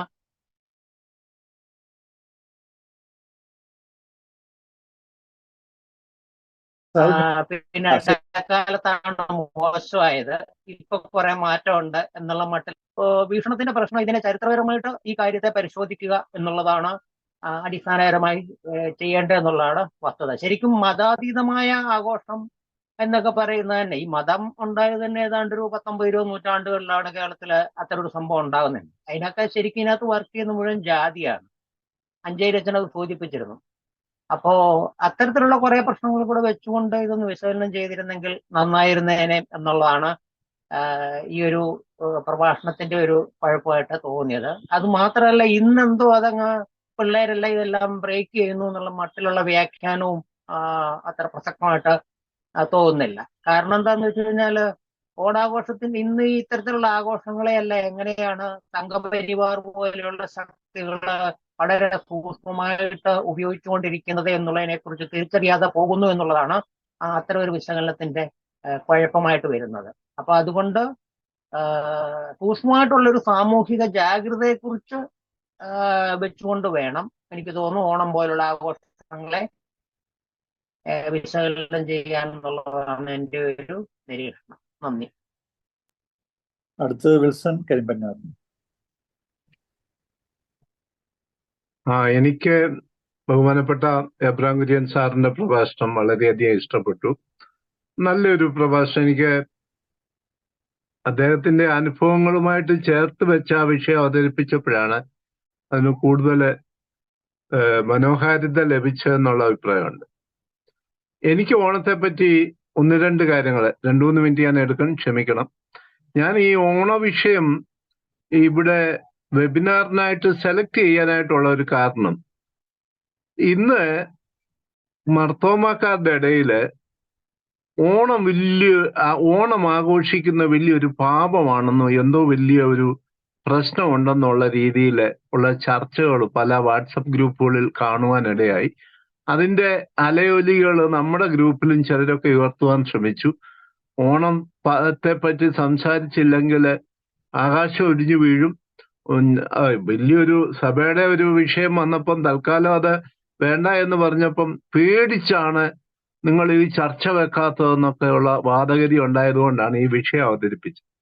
ഞാൻ യാക്കൂബ് സാറ് പറഞ്ഞ ഈ ട്രൈബൽ വിഷയം അതിനൊരു വാലിഡിറ്റി ഉണ്ട്. അത് ഞാൻ ആ വിഷയത്തിലോട്ട് മുന്നോട്ട് പോകുന്നില്ല. എന്നാൽ ഞാൻ പറയാൻ ഉദ്ദേശിക്കുന്ന 2-3 കാര്യമുണ്ട്. ഒന്ന്, ഓണം എന്ന് പറയുന്നത് അതിന്റെ ചരിത്രം നമ്മളെ ഐതിഹ്യങ്ങൾ പഠിക്കുമ്പോൾ ശരിക്കും ചിരി വന്നു പോകും. കാരണം മുസ്ലിങ്ങളുടെ മുസ്ലിം ചേരമാൻ പെരുന്നാള് മക്കയിൽ പോയിട്ട് മുസ്ലിമായിട്ട് തിരിച്ചു വന്നപ്പം അന്ന് അതിന്റെ ആഘോഷമായിട്ട് വരെ ഓണത്തിനെ കാണുന്ന സമൂഹമുണ്ട്.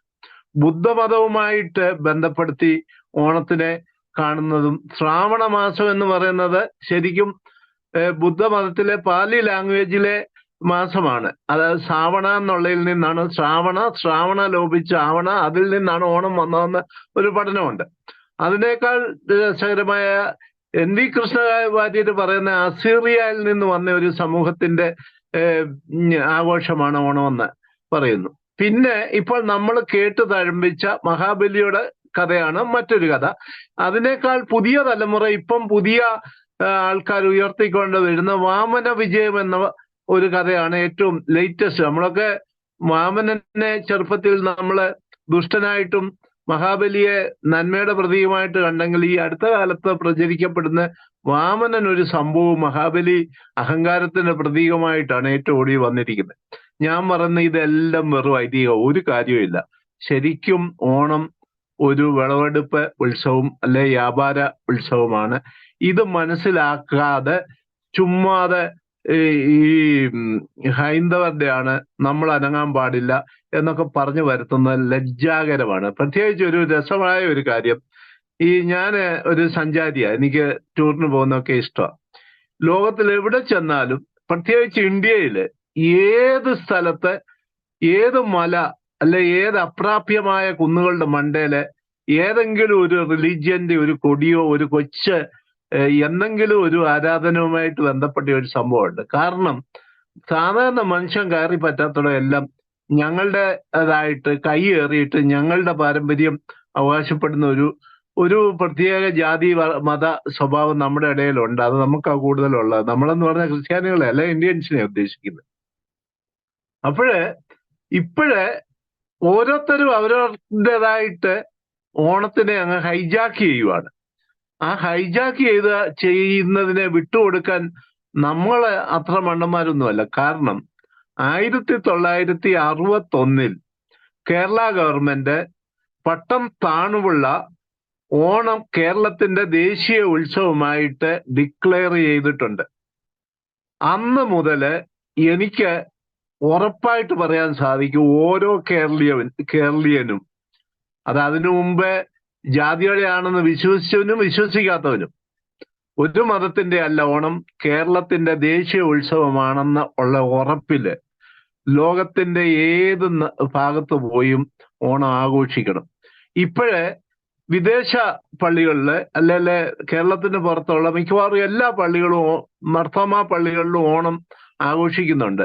മുമ്പ് ജോർജ് യോഹന്നാൻ സാർ പറഞ്ഞത് എന്നോട് ചേർത്ത് പറയട്ടെ, ഇവിടൊക്കെ അതാത് വ്യത്യസ്തമായ കമ്മ്യൂണിറ്റികളുടെ ഇടയിൽ ജീവിക്കുന്ന ഞങ്ങൾക്കൊക്കെ ഒന്ന് ഒരുമിച്ച് കൂടി സന്തോഷിക്കാനും ഒന്ന് വ്യത്യസ്തമായ സാറ് പറഞ്ഞ പോലെ വൈവിധ്യങ്ങളുടെ ഒരുമയുള്ള ഫുഡുകൾ കഴിക്കുവാനും ഉള്ള ഒരു അവസരമാണ് ഈ ഓണം. അതുകൊണ്ടാണ് പള്ളികളിൽ വെച്ച് ഇത് നടത്തുന്നത്. നാട്ടിലും മൈതാനങ്ങളിലും പാടങ്ങളിലും നദികളിലും ഞങ്ങൾ ആഘോഷിച്ചിട്ടുണ്ടായിരുന്നെങ്കിൽ ഈ പ്രവാസികളായ ഞങ്ങൾക്ക് ഇപ്പൊ ആ ഒരു അവസ്ഥ കിട്ടാത്തത് കൊണ്ടാണ് പള്ളികളിൽ വെച്ച്. ഞാനാണെങ്കിൽ ഇന്ന് ഞങ്ങളുടെ ഹൗസിംഗ് സൊസൈറ്റിയുടെ ഓണാഘോഷം കഴിഞ്ഞിട്ടാണ് ഇവിടെ ഇരിക്കുന്നത്. ഇനി അടുത്ത ആഴ്ചയില് ഞാൻ ONGC മലയാളി സമാജത്തിന്റെ ഓണത്തിന് പോകും. ഞങ്ങൾക്ക് ഇവിടെ ബോംബെയിലാണെങ്കിൽ ഓണം തുടങ്ങുന്ന ദിവസം തൊട്ട് ഡിസംബർ 2 വരെയാ ഓണം. തമാശ അല്ല. കഴിഞ്ഞ വർഷം ഞാൻ നോക്കിയപ്പോഴ് പത്രത്തിൽ ഡിസംബർ 2 ഓണാഘോഷം ഒരു ക്ലബ്ബ് നടത്തിയതായിട്ട് ഞാൻ കണ്ടു. അതുകൊണ്ട് ഇങ്ങനെയുള്ള സന്തോഷിക്കുവാനും ആഘോഷിക്കാനുമുള്ള അവസരങ്ങൾ നഷ്ടപ്പെടുത്തി അത് അവൻ്റെതാണ് ഇവൻ്റെതാണ്, നമുക്ക് അങ്ങോട്ട് പങ്കില്ല പാടില്ല, അത് നമ്മൾ ആഘോഷിച്ചു കഴിഞ്ഞാൽ നമ്മുടെ എല്ലാം അങ്ങ് പോയി എന്ന് വിചാരിക്കുന്നവര്, അതായത് അങ്ങനെ വിചാരിക്കുന്നവർക്ക്, അതായത് ഈ ലോകത്തിൽ ഒരിക്കൽ പോലും സന്തോഷിക്കരുതെന്ന് പറയുന്ന ആൾക്കാർക്ക് ഈ ലോകവും ഇല്ല പരലോകവും ഇല്ല എന്ന് ഞാൻ ഉറച്ചു വിശ്വസിക്കുന്ന ആളാണ്. തീർച്ചയായിട്ടും ഓണം കേരള ഗവൺമെന്റിന്റെ ഒഫീഷ്യൽ ഡിക്ലറേഷൻ അനുസരിച്ച് കേരളീയരുടെ ദേശീയ ഉത്സവമാണ്. അത് ആഘോഷിക്കണം. കുഞ്ഞുങ്ങള്, എന്റെയൊക്കെ ചെറുപ്പത്തിൽ ഞങ്ങൾ ഓണത്തിന് വേണ്ടി കാത്തിരിക്കുമായിരുന്നു. മാസങ്ങൾ ഞാൻ അടുത്ത ഓണത്തീയതി നോക്കിയിരിക്കുമായിരുന്നു. ഞങ്ങൾക്കൊന്ന് ഊഞ്ഞാലാടാനും ഞങ്ങൾക്ക് കിളിത്തട്ട് കളിക്കാനും ഞങ്ങൾക്ക് അതുപോലെ വ്യത്യസ്തമായ പുലികളി കാണുവാനും ഒക്കെയുള്ള ഒരു അവസരമാണ്. അതിലൂടെ ജീവിതത്തിൽ ഒത്തിരി സന്തോഷിച്ചിട്ടുണ്ട്. ആ സന്തോഷം ഇനിയും വേണം, നമ്മുടെ കുഞ്ഞുങ്ങൾക്കും വേണം, വരും തലമുറകൾക്കും വേണം. അതുകൊണ്ട് ഓണം മഹത്തായ ഒരു മതാതീത ഫെസ്റ്റിവലാണ്. എല്ലാവരും എൻജോയ് ചെയ്ത് ആഘോഷിക്കണം. ഇതാണ് എനിക്ക് പറയാനുള്ളത്. Thank you very much. ഇനിയും ആർക്കെങ്കിലും എന്തെങ്കിലും പറയാനുണ്ടോ? സിസ്റ്റത്തിൽ ആരും കൈ പൊക്കിയിട്ടില്ല.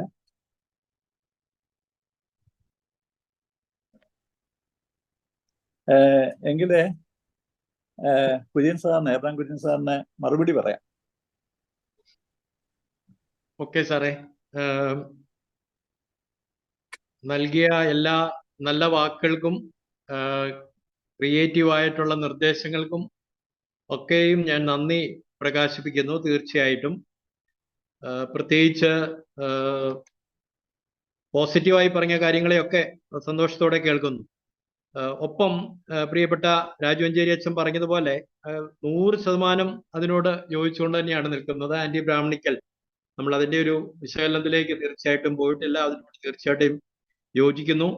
എനിക്ക് തോന്നുന്നു കഴിഞ്ഞ വർഷം ഈ ഒരു വിഷയം, ഈ വർഷത്തേക്കാൾ ഈ ഒരു വിഷയം കുറെ കൂടെ സജീവമായിട്ട് കേരളീയ സമൂഹം ചർച്ച ചെയ്ത ഒരു സമയം കൂടിയായിരുന്നു കഴിഞ്ഞ 2 വർഷങ്ങൾ. പ്രത്യേകിച്ച് ഒരു കേന്ദ്രമന്ത്രിയുടെ അഭിപ്രായവുമായി ബന്ധപ്പെട്ട് ഇതിനെ ചർച്ച ചെയ്യപ്പെടുകയും ചെയ്തു.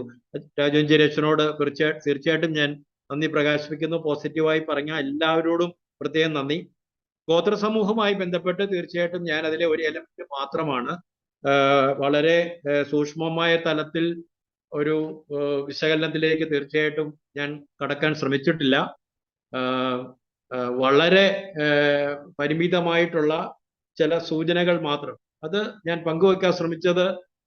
പുതിയ തലമുറയുമായിട്ട് അതിനെ കമ്പയർ ചെയ്തത് ഉത്സവങ്ങളുടെ ഒരു എലമെന്റ്. അത് നമ്മളെ സംബന്ധിച്ച് ഉത്സവം കാണികളായിട്ട് മാറുന്നത് ഗോത്ര സമൂഹങ്ങളിൽ അവരതിൽ ഇഴുകിച്ചേരുക ചെയ്യുന്നത്. ആ ഒരു എലമെന്റിനെ മാത്രമാണ് ഞാൻ പുതിയ ഓണാഘോഷവുമായി ബന്ധപ്പെട്ട് ആഘോഷങ്ങൾ അങ്ങനെ ആവണം, കാണികളാവരുത്, നമ്മളെല്ലാവരും കൂടെ ചേരുമ്പോഴാണ് സന്തുഷ്ടിയുടെ എന്നുള്ള അർത്ഥത്തിലാണ് വരുന്നത്. തീർച്ചയായിട്ടും സാറ് പറഞ്ഞതുപോലെ തന്നെ ഗോത്ര സമൂഹത്തിന്റെ ഉത്സവങ്ങളിലെ പ്രതിസന്ധികളും ജാതീയമായ പ്രതിസന്ധികളും വേർതിരിവുകളും തീർച്ചയായിട്ടും കുറേയൊക്കെ ഒന്ന് കൂടുതലായി മനസ്സിലാക്കാൻ ശ്രമിച്ചിട്ടില്ലെങ്കിലും 10-25 വർഷമായിട്ട് അവരുമായിട്ട് അടുത്ത് അവരോടൊപ്പം താമസിക്കുന്നതുകൊണ്ട് ചില സൂചനകൾ എനിക്കും കാണാൻ കഴിയുന്നുണ്ട്. തീർച്ചയായിട്ടും അത് സാറ് പറഞ്ഞ അതിനോട് തീർച്ചയായിട്ടും യോജിക്കുന്നു. എനിക്ക് തോന്നുന്നു ഈ ഒരു മൊത്തം ഈ വിഷയങ്ങളെ സമീപിക്കുന്നത് ഓണത്തിനെ നമ്മൾ അതിൻ്റെ ഒരു സമീപനത്തിൽ അതിൻ്റെ സന്തുഷ്ടിയുടെ ഒരു തലത്തിലേക്ക് കൊണ്ടുപോകുന്ന അർത്ഥത്തിലാണ്. ഒരു കാര്യത്തിലെ എനിക്ക് ഒരുപക്ഷെ കടുംപിടുത്തമുള്ളത് പുതിയ തലമുറയുമായി ബന്ധപ്പെട്ട വിയോജിപ്പുകളോട് എനിക്ക് തീർച്ചയായിട്ടും അതിൽ എനിക്ക് വിയോജിപ്പ് തന്നെയാണുള്ളത്. കാരണം ഒരു വലിയ യുഗമാറ്റത്തിന്റെ ഒരു അവസ്ഥയിലാണ് നമ്മൾ നിൽക്കുന്നത്. അതുകൊണ്ട് ഒരു തലമുറ മാറ്റമല്ല സംഭവിക്കുന്നത്. അതുകൊണ്ട് ഇപ്പോഴുള്ള ന്യൂ ജനറേഷൻ എന്ന് പറയുന്നത് ഒരു ഏജിന്റെ കേവലം ഒരു തലമുറ മാറ്റം എന്നുള്ളതിനപ്പുറത്ത് ഒരു ഏജിന്റെ ചേഞ്ചാണ്. ആ ഏജിന്റെ ചേഞ്ചിൽ ഇതിന് മുമ്പുണ്ടായിരുന്ന ചരിത്രങ്ങളിൽ സംഭവിച്ചതിനേക്കാൾ വലിയ മാറ്റങ്ങളിലേക്ക് ലോകം പോകുന്നു എന്നുള്ളത് തീർച്ചയായിട്ടും പ്രധാനപ്പെട്ടതാണ്. എനിക്ക് തോന്നുന്നു രട്ഗർ ബർഗ്മാൻ പറയുന്ന ഒരു കഥ, 2 ചെന്നായ്ക്കൾ തമ്മിൽ വഴക്ക് കൂടുന്നു. ഒരു ചെന്നായ തിന്മയുടെ പ്രതീകവും ഒരു ചെന്നായ നന്മയുടെ പ്രതീകവും. ആരാണ് ജയിക്കുക എന്നൊരു കുട്ടി ചോദിക്കുന്ന ഒരു കഥ രട്ഗർ പറയുന്നുണ്ട്. അതിൽ അദ്ദേഹം ആ കഥയിൽ പറഞ്ഞു വെക്കുന്നത്, ആർക്കാണോ നീ തീറ്റ കൊടുക്കുന്നത് ആ ചെന്നായി വിജയിക്കും. അപ്പൊ തീർച്ചയായിട്ടും വേർതിരിവുകളുടെയും വ്യത്യാസങ്ങളുടെയും ഒക്കെ ഒരു പ്രതീകം എന്നുള്ള നിലയിലുള്ള ചെന്നായിക്കാണ് നമ്മൾ തീറ്റ കൊടുക്കുന്നതെങ്കിൽ ആ ചെന്നായി ജയിക്കുന്നു. അതല്ല, ചേർത്ത് പിടിക്കാൻ കഴിയുന്ന ഒരു ചിന്തയാണ് നമ്മൾ കൊടുക്കുന്നതെങ്കിൽ അവിടെ വിജയം ഉണ്ടാവുന്ന അർത്ഥത്തില്ല. തീർച്ചയായിട്ടും പുതിയ തലമുറയെ സമീപിക്കുന്നത് ചേർത്ത് നിർത്താൻ ശ്രമിക്കുന്ന ഒരു എണ്ണം, അങ്ങനെയുള്ളവരുടെ എണ്ണം കൂടുന്നു. അത് തീർച്ചയായിട്ടും നമ്മുടെ പ്രത്യേകിച്ച് ഇന്ത്യൻ കേരള സാഹചര്യത്തിൽ അപകടകരമായ ഒരു എന്താ പറയുക വൈരുദ്ധ്യങ്ങൾ ഉണ്ടാക്കാൻ ശ്രമിക്കുന്നതിനെ നിസ്സാരമാക്കിക്കൊണ്ടല്ല ഞാനിത് പറയുന്നത്. ലോകമാകെ നടക്കുന്ന ഈ ഒരു പുതിയ തലമുറയുടെ ഒത്തുചേരൽ തീർച്ചയായിട്ടും ശുഭചിന്ത നൽകുന്നുള്ള അർത്ഥത്തിലാണ്. വളരെ സന്തോഷത്തോടെ എനിക്ക് നൽകിയ സന്തോഷത്തിനും ഒപ്പം നൽകിയ നിർദ്ദേശങ്ങൾക്കും തീർച്ചയായിട്ടും നന്ദി പ്രകാശിപ്പിക്കുന്നു. ഒരിക്കൽ കൂടി ഈ പ്ലാറ്റ്ഫോമിന് നന്ദിയുണ്ട്. വിൽസൺ സാറിനോട്, പ്രിയപ്പെട്ട ജേക്കബ് സാറിനോട്, ശ്രമിച്ച എല്ലാവരോടും നന്ദി, സ്നേഹം. ഇപ്പോഴേ USA നിന്ന് തോമസ് പി വർഗീസ് ഒരു ക്വസ്റ്റ്യൻ ഇട്ടിട്ടുണ്ട്. ഇപ്പോൾ ചോദിക്കാം. ഞാൻ അൺമ്യൂട്ട് ചെയ്താൽ മതിയല്ലോ, കാണണം എന്നില്ലല്ലോ അല്ലേ സാറേ? കണ്ടാൽ കൊള്ളാം. ഞാൻ ക്വസ്റ്റ്യൻ ഒന്നും ചോദിക്കണമെന്ന് വിചാരിച്ചില്ല. ഞാൻ വിചാരിച്ചു ആരെങ്കിലും ചോദിക്കുന്ന ക്വസ്റ്റ്യൻസിനകത്ത് എൻ്റെ ക്വസ്റ്റ്യൻ ഉണ്ടെങ്കിൽ പിന്നെ ആവശ്യമില്ലല്ലോ എന്ന് വിചാരിച്ച്. കേൾക്കാമോ? കേൾക്കാം. സൈലന്റ് ആയിട്ടിരുന്നുള്ളേ ഉള്ളൂ. കേൾക്കാം. സാറ് പറഞ്ഞതെല്ലാം വളരെ കറക്റ്റാ. അതിനോട് ആരും എതിർക്കുമോ എന്ന് തോന്നുന്നില്ല. ഒരു ദേശീയ ഉത്സവം അല്ലെങ്കിൽ ഒരു പ്രാദേശിക ഉത്സവം എന്നാ ഞാൻ സാറിന് മനസ്സിലാക്കുന്നത്. നമ്മളൊരു കമ്മ്യൂണിറ്റി ജീവിക്കുമ്പോൾ ഹിന്ദുസ്, മുസ്ലിംസ്, ക്രിസ്ത്യൻസ് അങ്ങനെ നാനാ വിധത്തിലുള്ള ജാതികളുണ്ട്. ആ കമ്മ്യൂണിറ്റിയുള്ള കാര്യങ്ങളിലൊക്കെ നമ്മൾ സഹകരിക്കണം. അതിന് യാതൊരു സംശയമുള്ള കാര്യങ്ങളല്ല. സാറ് പറഞ്ഞതെല്ലാം വളരെ കറക്റ്റാണ്. പിന്നെ ജോർജ് യോഹന്നാൻ സാറ് പറഞ്ഞതാണ്, എനിക്ക് എൻ്റെ ചെറുപ്പത്തിലെ കാര്യങ്ങളെ കൂടുതൽ അറിയത്തുള്ളൂ ഓണത്തിൻ്റെ ആഘോഷം കേരളത്തിനകത്ത് നിന്നുകൊണ്ട്. അത് വെളിയിൽ സ്ഥലമില്ലാത്തതുകൊണ്ട് പള്ളി. അപ്പോൾ എൻ്റെ ക്വസ്റ്റ്യൻ ഇതാ മെയിനായിട്ടുള്ളത്. ഈ ദേശീയ ഉത്സവമാണ് അല്ലെങ്കിൽ ഒരു സംസ്ഥാനത്തിൻ്റെ ഉത്സവമാണെന്ന് പറഞ്ഞിട്ട് ഇതൊരു മാർത്തോമ്മ ഫോറമാണല്ലോ. നമ്മുടെ മാർത്തോമ്മ പള്ളികളിലും ഓണത്തിൻ്റെ ആഘോഷങ്ങളും അതിൻ്റെ വസ്ത്രവിധാനങ്ങളും ഇതെല്ലാം വേണോ? ഇനി എന്നെങ്കിലും ഇനിയും മധുവായിൽ എല്ലാ ആഴ്ചയും പൂ വെക്കുന്ന ഒരു പരിപാടി, ഇനി എന്നെങ്കിലും അവിടെ ഓണത്തിന് അത്തപ്പൂ ആവുമെന്ന് തന്നെ ഞാൻ സന്ദേഹിക്കുകയാണ്. അത് ഒരു ക്രിസ്ത്യൻ വ്യൂ പോയിന്റിൽ, ബിബ്ലിക്കൽ വ്യൂ പോയിന്റിൽ അത് ശരിയാണോ എന്നുള്ള ഒരു ക്വസ്റ്റ്യനാണ്. എന്നെ സംബന്ധിച്ചിടത്തോളം ഇങ്ങനെയുള്ള കാര്യങ്ങളിൽ എനിക്ക് യോജിപ്പില്ലെങ്കിൽ ഞാൻ അതിൽ പോകത്തില്ല. ആരോടും വഴക്കുണ്ടാക്കാനൊന്നും പോകത്തില്ല. നമുക്കൊരു മിഷനുണ്ട്, നമുക്കൊരു വിഷനുണ്ട്. അതാണ് നമ്മുടെ ഫോക്കസ്. പക്ഷേ എനിക്ക് ഓണത്തിന് ഒരു പ്രോബ്ലമില്ല. മലയാളി സമാജങ്ങളുണ്ട്, എത്രയോ സമാജങ്ങളുണ്ട്. വിൽസൺ പറഞ്ഞ പോലെ പല പല സ്ഥലങ്ങളിൽ ഡിസംബർ വരെ ഉണ്ട്. അതിനൊന്നും പോകുന്നതിനൊന്നും ഒരു തടസ്സവുമില്ല. ഇത് ഹിന്ദുക്കളുടെ ആണെന്നൊരു വിചാരവുമില്ല. ഒരു മാർത്തോമ്മ സഭയിൽ ജനിച്ചു വളർന്നിട്ട് ആകാശം ഇടിഞ്ഞു വീഴുമെന്ന് ആരോ പറഞ്ഞ പോലെ അങ്ങനെ യാതൊരു ചിന്തയും ആർക്കെങ്കിലും ഉണ്ടോ എന്ന് പോലും എനിക്ക് സംശയമുണ്ട്. ഇനി വളരെ ഓർത്തഡോക്സ് ചിന്താഗതിയുള്ള ആരെങ്കിലും ഒന്നോ രണ്ടോ പേർക്ക് കാണുമായിരിക്കാം. പക്ഷെങ്കിൽ ഇത് നമ്മുടെ പള്ളികളിൽ വേണോ? അത് കൂടി കൂടി വരികയാണ്. അതിനകത്ത് യാതൊരു സംശയമില്ല. അങ്ങനെ ഉണ്ടെങ്കിൽ പിന്നെ ബാക്കിയെല്ലാം അങ്ങാകാമല്ലോ. ചർച്ചസ് അതിൻ്റെ ഒരു കോളിംഗ് എന്താണെന്ന് മനസ്സിലാക്കി ആ രീതിയിൽ മുമ്പോട്ട് പോയില്ലെങ്കിൽ സാറ് പറഞ്ഞതുപോലെ യുവാക്കളൊന്നും ഇങ്ങനൊന്നും അല്ല. ഞങ്ങളുടെ സിറ്റുവേഷൻസ് ഡിഫറൻ്റ് ആയതുകൊണ്ടായിരിക്കാം.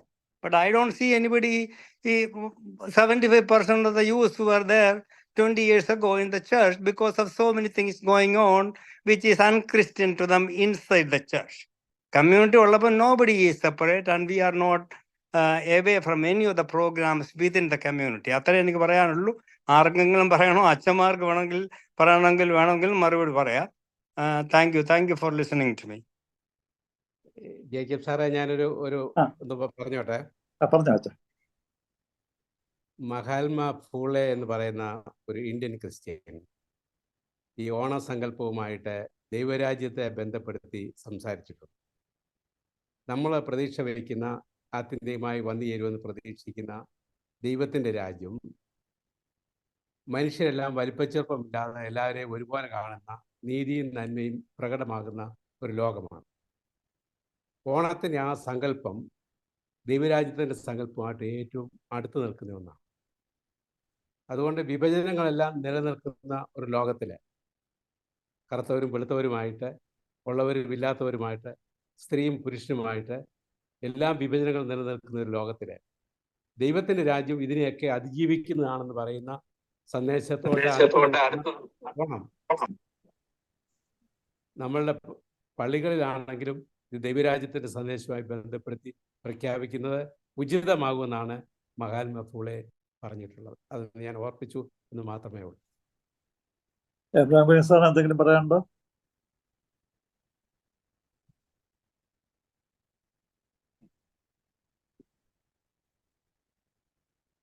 ഇല്ല, രാജീവൻ അതിന് കൃത്യമായി അതിനോട് പ്രതികരിച്ചു. തീർച്ചയായിട്ടും അത് സഭയുമായി ബന്ധപ്പെട്ട കാര്യങ്ങൾ ഞാൻ പറയുന്നതിനൊക്കെ അപ്പുറത്ത് രാജഞ്ചേരി അച്ഛനാണല്ലോ പറയേണ്ടത്. തീർച്ചയായിട്ടും എനിക്ക് അതിൻ്റെ അകത്ത് പ്രതികരണങ്ങളില്ല. തീർച്ചയായിട്ടും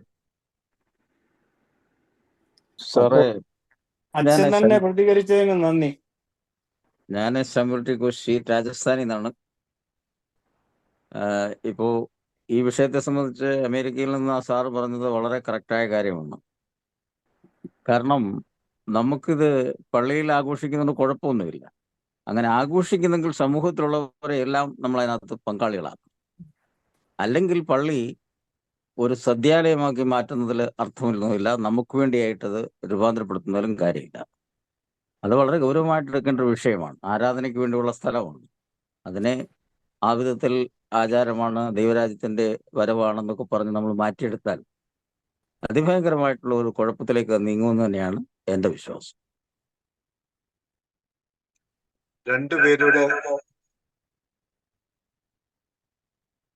രണ്ടുപേര് ഹാൻഡ് റൈസ് ചെയ്തിട്ടുണ്ട്.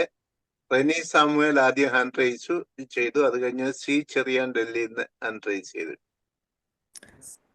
Thank you sir. വളരെ ചുരുക്കമായിട്ട് പറഞ്ഞോട്ടെ.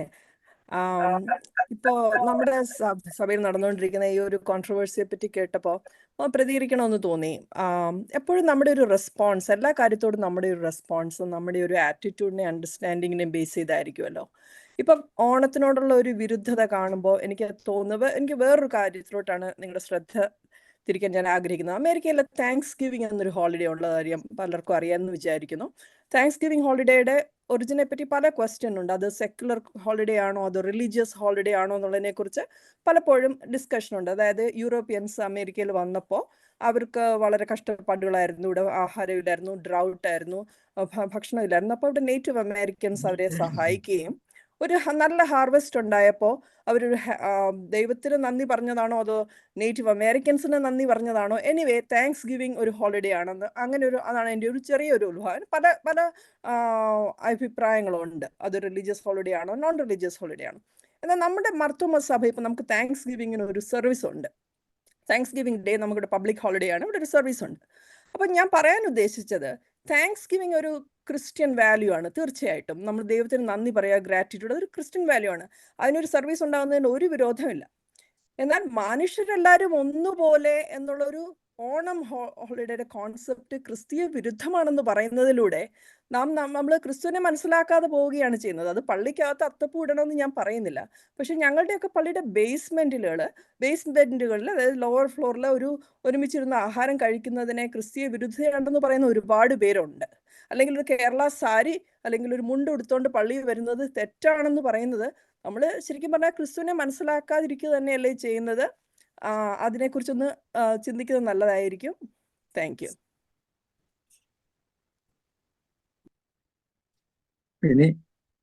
ഇനി ആർക്കെങ്കിലും എന്തെങ്കിലും പറയാനുണ്ടോ? ഞാൻ ഹാൻഡ് റൈസ് ചെയ്ത് പറയാം. ഞാൻ ഹാൻഡ് റൈസ് ചെയ്തിരുന്നു. സംസാരിക്കാമോ? ശരി ശരി, ഓക്കെ ഓക്കെ ഓക്കെ. എല്ലാവർക്കും നമസ്കാരം.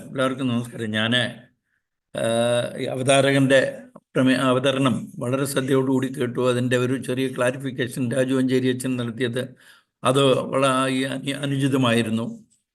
ഓണം എന്നത് ഒരു ഒരുമയുടെ ഉത്സവം, അതോടൊപ്പം കേരളീയ സംസ്കാരത്തിൻ്റെ ഉച്ചനീതിത്വങ്ങൾ ഇല്ലാതാക്കിയതിൻ്റെ ഒരു ഉത്സവം, മനുഷ്യരെല്ലാവരും ഒന്നുപോലെ എന്ന് അതിൻ്റെ ഒരു മുദ്രാവാക്യം, അതിൻ്റെ ഒരു ബേസ് ഐഡിയയും അത് തന്നെയാണ്. അപ്പോൾ അത് തീർച്ചയായിട്ടും ജാതി വ്യവസ്ഥയായിട്ടൊക്കെ നിന്നതും, അതോടൊപ്പം കാണം വിറ്റും ഓണം ഉണ്ണണം എന്നുള്ള ഒരു ചൊല്ല് അതിനകത്തിലുള്ളത് പട്ടിണി കിടന്നവൻ്റെ പട്ടിണി മാറ്റാനായിട്ട് കാർഷിക വിഭവങ്ങൾ കിട്ടിയതിൻ്റെ ഒരു ഉത്സവമായിട്ടും എല്ലാമായിട്ടാണ് കാണുന്നത്. ഏതായാലും തീർച്ചയായിട്ടും ഇത് കേരളീയരുടെ ഒരു ഉത്സവം തന്നെയാണ്. എന്നാൽ ഇപ്പം ഉയർന്നു വന്നിരിക്കുന്ന ഈ മാർത്തോമ കമ്മ്യൂണിറ്റി പള്ളിയിൽ ആരാധിക്കുന്നത്, ആഘോഷിക്കുന്നത് ശരിയാണോ എന്ന് ചോദിച്ചു കഴിഞ്ഞാൽ തീർച്ചയായിട്ടും ഇന്ന് കേരളത്തിൽ ഓണമുണ്ടോ എന്ന് ചോദിച്ചു കഴിഞ്ഞാൽ ഓണമില്ലെന്നേ ഞാൻ പറയുള്ളൂ. കാരണം ഒറ്റ ദിവസം കൊണ്ട് എൻ്റെയൊക്കെ കൊച്ചിലെ വിൽസൺ പറഞ്ഞ രീതിയിൽ എത്രയോ ദിവസങ്ങൾ ഓണം, അഞ്ച് ഓണമായിരുന്നു ആഘോഷിച്ചുകൊണ്ടിരുന്നത്. അതൊരു ഗ്രാമത്തിൻ്റെ ഒരു ദേശത്തിൻ്റെ ഉത്സവമായിട്ട് എല്ലാവരും കൂടെ ചേർന്ന് ആഘോഷിച്ചുകൊണ്ടിരുന്നു. ആ പരിസ്ഥിതി മാറിയിട്ട് ഇന്ന് കേരളത്തിൽ ഓണം എവിടെയാണ് ആഘോഷിക്കുന്നത്? ഒറ്റ ദിവസം കൊണ്ട് ഓണം തീരുന്നു. അതൊരു വിപണന സംസ്കാരവുമായിട്ട് ബന്ധപ്പെട്ട് അത് നിന്ന് അവിടെ അങ്ങ് ചുരുങ്ങിപ്പോയി. ഒറ്റ ദിവസം കൊണ്ട് തീരുന്നു. എന്നാൽ കഴിഞ്ഞ 44 വർഷത്തിലേറെയായി പ്രവാസ ജീവിതം നയിക്കുന്ന എനിക്ക് ഇപ്പോൾ ഓണം ശരിക്കും മനസ്സിലാവുന്നത് പ്രവാസികളാണ് ഓണം ആഘോഷിക്കുന്നതെന്ന്. തിരുവോണത്തിൻ്റെ അന്ന് തുടങ്ങിയാൽ അത് മാസങ്ങളോളം നീണ്ടു നിൽക്കുന്നു. അത് ഇടവകയിൽ ആഘോഷിക്കുന്നു, കൾച്ചറൽ ഓർഗനൈസേഷനുകളിൽ ആഘോഷിക്കുന്നു, പൊതുവായിട്ടുള്ള മറ്റു രംഗങ്ങളിൽ ആഘോഷിക്കുന്നു. ഒരാഘോഷം തന്നെയാണ്. തീർച്ചയായിട്ടും ഇത് നമ്മുടെ പള്ളികളിൽ ആരാധിക്കണം, ആഘോഷിക്കണം. പക്ഷേ ഇവിടെ ഈ പറഞ്ഞ രീതിയിൽ പള്ളിക്കകത്തിരുന്ന് ആരും ആഹാരം കഴിക്കുന്നില്ല, പള്ളിക്കകത്ത് ആരും അത്തപ്പൂ ഇടുന്നില്ല. എന്നാൽ പള്ളിയുടെ അങ്കണത്തിൽ തീർച്ചയായിട്ടും അത്തപ്പൂ ഇടുന്നുണ്ടായിരിക്കാം. പള്ളിക്ക് അനുയോജ്യമായ ഒരു സ്ഥലത്ത് പള്ളിക്കകത്ത് ആഹാരം കൊടുക്കാതെ സദ്യ ഒരുക്കുന്നതും സദ്യ ഉണ്ണുന്നതും, പള്ളിക്കകത്ത് ആരും ഉണ്ണുന്നില്ല, പള്ളിക്ക് പുറത്താണ്. പള്ളി ഒരിക്കലും ഇതിനു വേണ്ടിയിട്ട് മറ്റു രീതിയിൽ അശുദ്ധമാക്കുന്നില്ല. അതിൻ്റെ ആ ഒരു ആത്മീയ അന്തരീക്ഷം അവിടെ നിലനിർത്തിക്കൊണ്ട് തന്നെ ഒരുമയുടെ ഒരാഘോഷം, അത് കേരളത്തിൻ്റെ തനിമയൂറുന്ന ചില വസ്ത്രങ്ങളും ഒക്കെ ഇട്ടുകൊണ്ട് ആഘോഷിക്കുന്നതിനകത്തിൽ ഒരു തെറ്റുമില്ല. ഈ അടുത്ത സമയത്താണ് ഈ വിമർശനങ്ങൾ വളരെ കർശനമായി ഇത് അധികമായിട്ട് ഇവിടെ വരാൻ തുടങ്ങിയത്.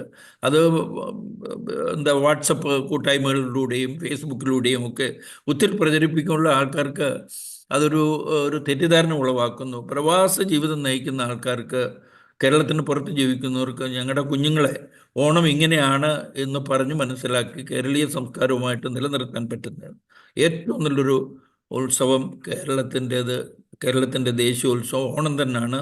അത് എല്ലാ ഇടവകളിലും ആഘോഷിക്കണം എന്നാണ് എനിക്ക് പറയാനുള്ളത്. Thank you. അടുത്തത് വിൽസൺ കരിമ്പന്നൂർ. ഞാൻ വീണ്ടും കൈപൊക്കിയത് എന്താന്ന് ചോദിച്ചാല്, ഇവിടെ ഒരു ഡിഫറെന്റ് ഒപ്പീനിയൻ വന്നതുകൊണ്ട് അല്ലായിരുന്നു എനിക്ക് പറയാനുള്ള, ഞാൻ ആദ്യം പറഞ്ഞ. എന്നാല് ഞാന് ഇപ്പം ചെറിയാൻ സാറ് പറഞ്ഞ പോലെ, ഡൽഹിയിൽ നിന്നുള്ള സാറ് പറഞ്ഞ പോലെ, ശരിക്കും പറഞ്ഞാൽ സാറ് പറഞ്ഞ അവസാനത്തെ പോയിന്റ് എന്നെ ഏറ്റവും ആകർഷിച്ച്. ഞങ്ങളുടെയൊക്കെ മക്കള് നമ്മളുടെ ഈ ഭക്ഷണ രീതിയും ഈ സംസ്കാരവും ഒക്കെ ഒന്ന് അറിയട്ടെ. ഞാൻ അതിനകത്ത് എൻ്റെ വീട്ടില് ഞാൻ വളരെ അഭിമാനത്തോട് കൂടെ പറയാം, എൻ്റെ 2 മക്കളും അല്ലെങ്കിൽ ഞങ്ങൾ കുടുംബമായിട്ട് ഓണം ആഘോഷിക്കുമ്പോൾ ഞങ്ങള് പുത്തൻ ഡ്രസ്സുകള്, ഈ പറഞ്ഞ ഒരുമയുടെ ഡ്രസ്സുകള്, ഒരേ കളറുള്ള ഡ്രസ്സുകൾ എല്ലാം ധരിച്ച് ഞങ്ങൾ ആഘോഷിക്കുന്നതിൽ അഭിമാനിക്കുന്നു. എന്തുകൊണ്ടാന്ന് ചോദിച്ചാൽ, ഞങ്ങള് എന്റെയൊക്കെ ചെറുപ്പത്തിൽ അല്ലെ പട്ടിണിയുടെ കാലഘട്ടത്തിലൂടെയാണ് കേരളം മുന്നോട്ട് വന്നതെന്ന് എല്ലാവർക്കും അറിയാമല്ലോ. 50കളിലും ഞാൻ 50 ജീവിച്ച ആളല്ല, 50കളിലും 60കളിലും ഒക്കെ ആ സമയത്തൊക്കെ ഈ ഓണം എന്ന് പറയുന്നതായിരുന്നു ഒരു സ്വർഗം, ഒരു സ്വപ്നം. അതിനെയൊക്കെ നിഷേധിക്കാനായി ഈ വാമനനെ ഉയർത്തിക്കൊണ്ട് വന്ന ക്രിസംഗി കൾച്ചറിലേക്ക് മർത്തോമാക്കാരൻ പോകുന്നല്ലോ എന്ന് ഓർക്കുമ്പോ എനിക്ക് വിഷമോ. ഞാൻ ക്ഷമിക്കണം, എന്റെ ആവേശം കൊണ്ട് ഞാൻ പറയുക. നിങ്ങള് ഈ വാമനനെ പറ്റി ഒന്ന് അന്വേഷിക്കുമ്പോഴ് മഹാബലിയും വാമനനും ഒക്കെ കേരളത്തിന്റെ ചരിത്രവുമായിട്ട് ഒരു പൊരുത്തമില്ലാത്ത ഒരു ഐതിഹ്യമാണ്. കാരണം എന്താണെന്ന് ചോദിച്ചാൽ, വിശ്വജിത്ത് യാഗം നടത്തിയപ്പോഴാണ് വാമനനെ അവിടെ അവതരിച്ചിട്ടാണ് ഒരു ഭിക്ഷാബ്ദേഹിയായിട്ട് 3 അടി മണ്ണ് വാങ്ങിച്ചെന്നാ പറയുന്നത്. കേരളത്തിന്റെ ഹിസ്റ്ററി മൊത്തം നിങ്ങൾ പരിശോധിച്ചു, വിശ്വജിത്ത് യാഗം കേരളത്തിന്റെ ഒരു ഹിസ്റ്ററിയിലും ഇല്ല. അങ്ങനെ ഒരു യാഗം കേരളത്തിലില്ല. ഗുജറാത്തിലാണ് വിശ്വജിത്ത് യാഗം ഉണ്ടായിരുന്നത്. ഇത് ചരിത്രം അറിയത്തില്ല, കാര്യങ്ങൾ അറിയത്തില്ല. വല്ലോനും വിളിച്ചു പറയും വാമൻ. ഇപ്പൊ എന്താ പറ്റുന്നറിയാം, ഞാൻ ഏറ്റവും ഒടുവിൽ പറയാം, ഈ ദശാവതാരങ്ങളിൽ 5ാമത്തെ അവതാരമാണ് വാമനൻ എന്നുള്ളത്. അത് മുമ്പേ ഇവിടെ ഒരാൾ സംസാരിച്ചപ്പോഴും പറഞ്ഞു, അത് കഴിഞ്ഞിട്ടാണ് പരശുരാമൻ വന്നത്. അതും നമുക്കറിയാവുന്ന. ഇപ്പൊ ഈ 5ാമത്തെ അവതാരമായ വാമനനെ, അത് പിന്നെ ഇന്ദ്രന്റെ 10 അവതാരങ്ങളിൽ ഒരു അവതാരമാണല്ലോ ഈ വാമനൻ. അപ്പോഴ് അത് ഹൈലൈറ്റ് ചെയ്ത് കൊണ്ടുവന്ന് അതിനെ ഒരു മതബിംബമാക്കി ഉയർത്തിക്കൊണ്ടുവന്നാൽ കേരളത്തിൽ ഒരു മതവർഗീയത ഉയർത്തിക്കൊണ്ട് വരാൻ സാധിക്കുമെന്ന് മനസ്സിലാക്കിക്കൊണ്ടാണ് ഈ പറയുന്ന രീതിയിലേക്ക് ഇത് പിന്നെ ഒരു മതത്തിൻ്റെതായിട്ട് അത് പിന്നെ പേര് ചാർത്തി കൊടുത്തിരിക്കുന്നത്. അത് ഏറ്റുപിടിച്ചുകൊണ്ട് കുറെ, ഞാനൊന്ന് ചോദിച്ചോട്ടെ, നമ്മളെല്ലാം പള്ളിയിൽ ഇരുന്നുകൊണ്ട് നമ്മൾ വഴക്ക് പിടിക്കത്തില്ലേ? എനിക്ക് മനസ്സിലാകാത്ത, വിശുദ്ധ കുർബാന കൊണ്ടേച്ച് ഉടനെ തന്നെ ഇപ്പൊ ജനബോഡി ഓടുന്നത്. ജനബോഡിയിൽ എന്തെല്ലാം പറയാം, അന്നേരം ഒന്നും നമുക്ക് കൊള്ളത്തില്ല. നമ്മളെല്ലാം പള്ളിയുടെ അങ്കണത്തില് ഒരുമിച്ചിരുന്ന് ഒരേ ഇലയില് പിന്നെ നമ്മുടെ ഡിഫറൻസ്. ഞാനൊരു കാര്യം പറയാം, ഞാൻ ബോംബെയില് ഞങ്ങളുടെ പള്ളിയിൽ ഓണം ഈ തവണ ഒക്ടോബർ 6-ാം തീയതിയാണ് വെച്ചിരിക്കുന്നത്. അതിന്റെ കാരണം ഞങ്ങളുടെ അച്ഛൻ നാട്ടിൽ മണ്ഡലത്തിനൊക്കെ പോയിച്ച് തിരിച്ചൊക്കെ വന്ന് ഞങ്ങൾക്ക് പിന്നെ fifth Sunday programme common programme ആയതുകൊണ്ട് പിന്നെ കിട്ടുന്ന ഒരു ഇത് പിന്നെ ഒക്ടോബർ 6 അപ്പം തന്നെ ഓണം കഴിഞ്ഞിട്ട് ഏകദേശം 20 ദിവസം കഴിഞ്ഞാൽ ഞങ്ങൾ ഓണം സെലിബ്രേറ്റ് ചെയ്യാൻ പോകുന്നത്. ഇത് ഞങ്ങളുടെ പള്ളിയുടെ അങ്കണത്തില് പന്തലിട്ടാണ് ഞങ്ങൾ അവിടെ വെച്ചാണ് ഊണ് കഴിക്കുന്നത്. അവിടെ ഞങ്ങൾ എല്ലാവരും കൂടെ ഞങ്ങളുടെ മക്കളും എല്ലാവരും കൂടെ ഒരുമിച്ചിരുന്ന് പിന്നെ സന്തോഷത്തില് ഒരു വ്യത്യാസവും ഇല്ലാതെ ഒരേ തൂഷനിലയിൽ ഒരേ ടൈപ്പ് ഇലയിൽ ഇരുന്ന് ആഹാരം കഴിക്കുമ്പം കിട്ടുന്ന ഒരു സന്തോഷം, ഒരു അനുഭൂതി. നമ്മൾ ഇടവ സംഘത്തിൽ തെറി വിളിക്കുമ്പോൾ, ഞാൻ തെറി വിളിക്കുന്നത് ക്ഷമിക്കണം ആ വേർഡ് ഉപയോഗിച്ച, പക്ഷെ പല ഇടവ സംഘത്തിലും അത് ഉണ്ടാകുന്നുണ്ടെന്നുള്ള ഒരു സത്യം. അന്നേരം നമുക്കില്ലാത്ത കുറ്റബോധം ഇതിലുണ്ടാകുന്നതിലാണ് എനിക്ക് മനസ്സിലാകത്തെ. ഇതൊരുമാതിരി ക്രിസംഗി സംവിധാനം തന്നെയാണെന്ന് പറയാതിരിക്കാൻ നിവർത്തിയില്ല. നമ്മൾ ഓണവാരവേല നടത്തിയവരാ. ഈ ഓണത്തിന് നമ്മൾ ഉൾക്കൊള്ളുന്നില്ലെങ്കിൽ ഓണവാരവേല എന്തിനാ നമ്മൾ അന്ന് ചെയ്തത്? ഓണം ഒരു റിയാലിറ്റിയാന്ന് അംഗീകരിക്കുന്നതുകൊണ്ട് അതേ പേരിലാണ് നമ്മൾ ഓണവാരവേല നടത്തിയത്. നമ്മൾ സഭയായിട്ട് അല്ലെ മറ്റ് സഭകളുമായിട്ട് ചേർന്ന് നടത്തിയത്. അതുകൊണ്ട് തെറ്റിദ്ധാരണ ദയവായി മനസ്സിൽ വെക്കരുത്. സന്തോഷവും സംപ്രീതിയും ഉണ്ടാകുന്നതാണ് ക്രിസ്തീയത. അതിനെ ഒരുമിച്ച് ഞാൻ പറയുന്ന ക്രിസ്തീയ ദേവാലയങ്ങളിൽ വല്ലപ്പോഴും ഒരുമിച്ചിരുന്ന് ഭക്ഷണം കഴിക്കണം. അത് ഓണം അല്ലെങ്കിൽ പോലും കഴിക്കണം. അതാണ് നമ്മുടെ കൂട്ടായ്മയുടെ അനുഭവം. അതിൽ ഒരു മടിയും ഉണ്ടാകരുതെന്ന് ദയവായി അഭ്യർത്ഥിക്കുന്നു. അടുത്ത് ജോർജ് യോഹന്നാൻ സാറിന് എന്തെങ്കിലും പറയണമെന്നുണ്ട്. ഹാൻഡ് റൈസ് ചെയ്തിട്ടുണ്ട് ജോർജ് യോഹന്നാൻ സാറ്. അത് കഴിഞ്ഞിട്ട് നമുക്ക് വൈൻഡപ്പ് ചെയ്യാം. Vote of thanks. അത് കഴിഞ്ഞിട്ട് നമുക്ക് പ്രെയർ ഉണ്ട്, പിന്നെ ആശീർവാദമുണ്ട്. അതുകൊണ്ട് ഞാൻ റിക്വസ്റ്റ് ചെയ്യുന്നു ജോർജ് യോഹന്നാൻ സാറിനോട് വോട്ട് ഓഫ് താങ്ക്സ് കഴിഞ്ഞിട്ട് ഒരു പ്രെയർ, അത് കഴിഞ്ഞിട്ട് രാജു അഞ്ചേരി അച്ഛന് ആശീർവാദം പറയണമെന്ന് അഭ്യർത്ഥിക്കുന്നു. എനിക്ക് പറയാനുള്ള ഒരു കാര്യമുള്ളൂ. ചില ആളുകളുടെ, എൻ്റെ സഹോദരങ്ങൾ തന്നെയാണ്, അവരെ ഈ അക്രൈസ്തവമായിട്ടുള്ള ഒന്നും അവിടെ നടക്കുന്നില്ല ഒരു പള്ളിയിലും എന്നാണ് ഞാൻ വിശ്വസിക്കുന്നത്. ഇപ്പം നമ്മുടെ ഇപ്പം പറഞ്ഞ സഹോദരൻ, പേര് അങ്ങോട്ട് പ്രായം കൊണ്ട് പേര് മറന്നു പോകുന്നു, വിൽസൺ കരിമ്പൻ സാർ പറഞ്ഞത് വളരെ പ്രധാനമായി. ഞാൻ ഈ കഴിഞ്ഞ ഒരു ദിവസം ഒരാൾ എന്നെ രാത്രി ടെലിഫോൺ ചെയ്ത് അല്പം ചീത്ത വാക്ക് ഉപയോഗിച്ചു. ഞാൻ എൻ്റെ ജീവിതത്തിൽ ഒരിക്കലും ഒരു ചീത്ത വാക്ക് ഉപയോഗിക്കുകയില്ല. എൻ്റെ നാക്കുകൊണ്ട് കർത്താവിന് ഇഷ്ടമുള്ള രീതിയിൽ സംസാരിക്കണമെന്ന് നിർബന്ധമുള്ള ഒരാളാണ്. എൻ്റെ വീട്ടിലായാലും അപ്പച്ചന് ഒരു ഉപദേശിയാ, വല്യപ്പച്ചന് ഉപദേശിയായിരുന്നു, അണ്ടർ സ്കൂൾ ഹെഡ് മാസ്റ്റർ ആയിരുന്നു. വീട്ടിൽ അങ്ങനെ ചീത്ത വാക്ക് ഞങ്ങൾ ഒരിക്കലും ഉപയോഗിക്കാറില്ല. അപ്പം ഒരു ക്രിസ്തീയ പ്രവർത്തകൻ തന്നെ ചീത്ത വാക്ക് എന്നോട് സംസാരിക്കുമ്പോൾ ഞാൻ പറഞ്ഞു, എന്തിനാ സാറേ ഈ വാക്കുകളൊക്കെ ഉപയോഗിക്കുന്നത്? അപ്പോഴത്തെ ആ അഭിപ്രായത്തോടുള്ള വ്യത്യാസം ഞാൻ പറഞ്ഞു, അതിന് നല്ല രീതിയിൽ നമുക്ക് കാര്യങ്ങൾ ഉപയോഗിക്കാമല്ലോ. ഈ ഓണാഘോഷ സമയത്ത് അക്രൈസ്തവമായ ഒന്നും നടക്കുന്നില്ല. ഞാൻ വേദോത്സവം കുറച്ച് പഠിക്കുന്ന ഒരാളാണ്, സമയമെടുത്ത് ഇപ്പോഴും പ്രായമായാലും പഠിച്ചുകൊണ്ടിരിക്കുന്നു. ദാനിയേലിന്റെ പുസ്തകത്തിനകത്ത് നമുക്ക് ശദ്രക്, മേശക്, അബേദ്നഗോ ഇവരുടെ മുമ്പിൽ 3 കാര്യം പ്രധാനമായി വന്നു. ഞാൻ ഒരൊറ്റ മിനിറ്റ് എടുത്ത് പെട്ടെന്ന് ഞാൻ പറഞ്ഞു പോവുക. അവരുടെ പേരൊന്ന് മാറ്റണമെന്ന് പറഞ്ഞു. വലിയ വിരോധം അതിനകത്ത് കാണിച്ചില്ല. ശദ്രക്, മേശക്, അബേദ്നഗോ അവരുടെ ആ രാജ്യത്ത് വന്നപ്പോൾ ആ പേരവർ സ്വീകരിച്ചു. വലിയ കുഴപ്പമില്ലായിരുന്നു. അവർക്ക് വേറെ പേരുണ്ടായിരുന്നു. ആ പേര് ഈ സ്ഥലത്ത് വന്നപ്പോൾ നെബൂഖദ്നേസർ രാജാവിന്, അതിന് വലിയ കുഴപ്പമില്ലാതെ പേരവർ സ്വീകരിച്ചു.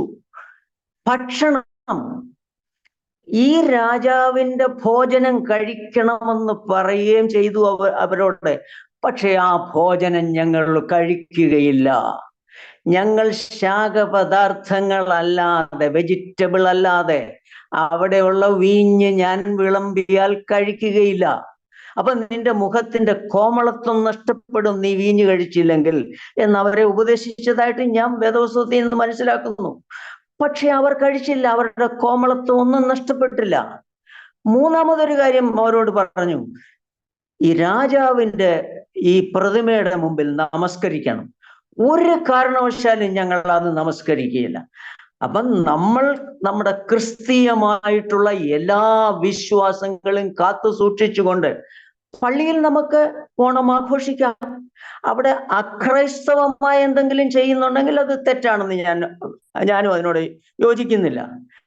എന്നാൽ അക്രൈസ്തവമായിട്ടൊന്നും ചെയ്യുന്നില്ല എങ്കിൽ എന്ത് കുഴപ്പം?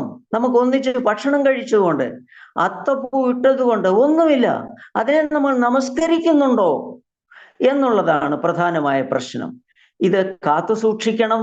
ഞാനൊരു ക്രിസ്ത്യാനിയാണെങ്കിൽ എൻ്റെ ക്രിസ്ത്യൻ പ്രിൻസിപ്പിൾസ്, എൻ്റെ കയ്യിലിരിക്കുന്ന വേദപുസ്തകം ഉപേക്ഷിച്ചിട്ട് ഒന്നിനും പോകാൻ പാടില്ല. ഓണം ആഘോഷിച്ചെന്ന് വിചാരിച്ച് എൻ്റെ അക്രൈസ്തവമായ ഒന്നും ഞാൻ സ്വീകരിക്കുന്നില്ല. But I do celebrate Onam with this Bible, with my Lord. I do that. Thank you. Abraham Kurian സാറിന് എന്തെങ്കിലും പറയാനുണ്ടോ? ഇല്ല എന്ന് വിചാരിക്കുന്നു. അപ്പോൾ ഇനി നമുക്ക് വോട്ട് ഓഫ് താങ്ക്സിലേക്ക് പ്രവേശിക്കാം. Benny Thomas vote of thanks പറയും. അത് കഴിഞ്ഞിട്ട് ജോർജ് യോഹന്നാൻ സാറ് പ്രാർത്ഥിക്കണം. അത് കഴിഞ്ഞിട്ട് രാജു അഞ്ചേരി അച്ഛന് ആശീർവാദം പറയും. ശരി.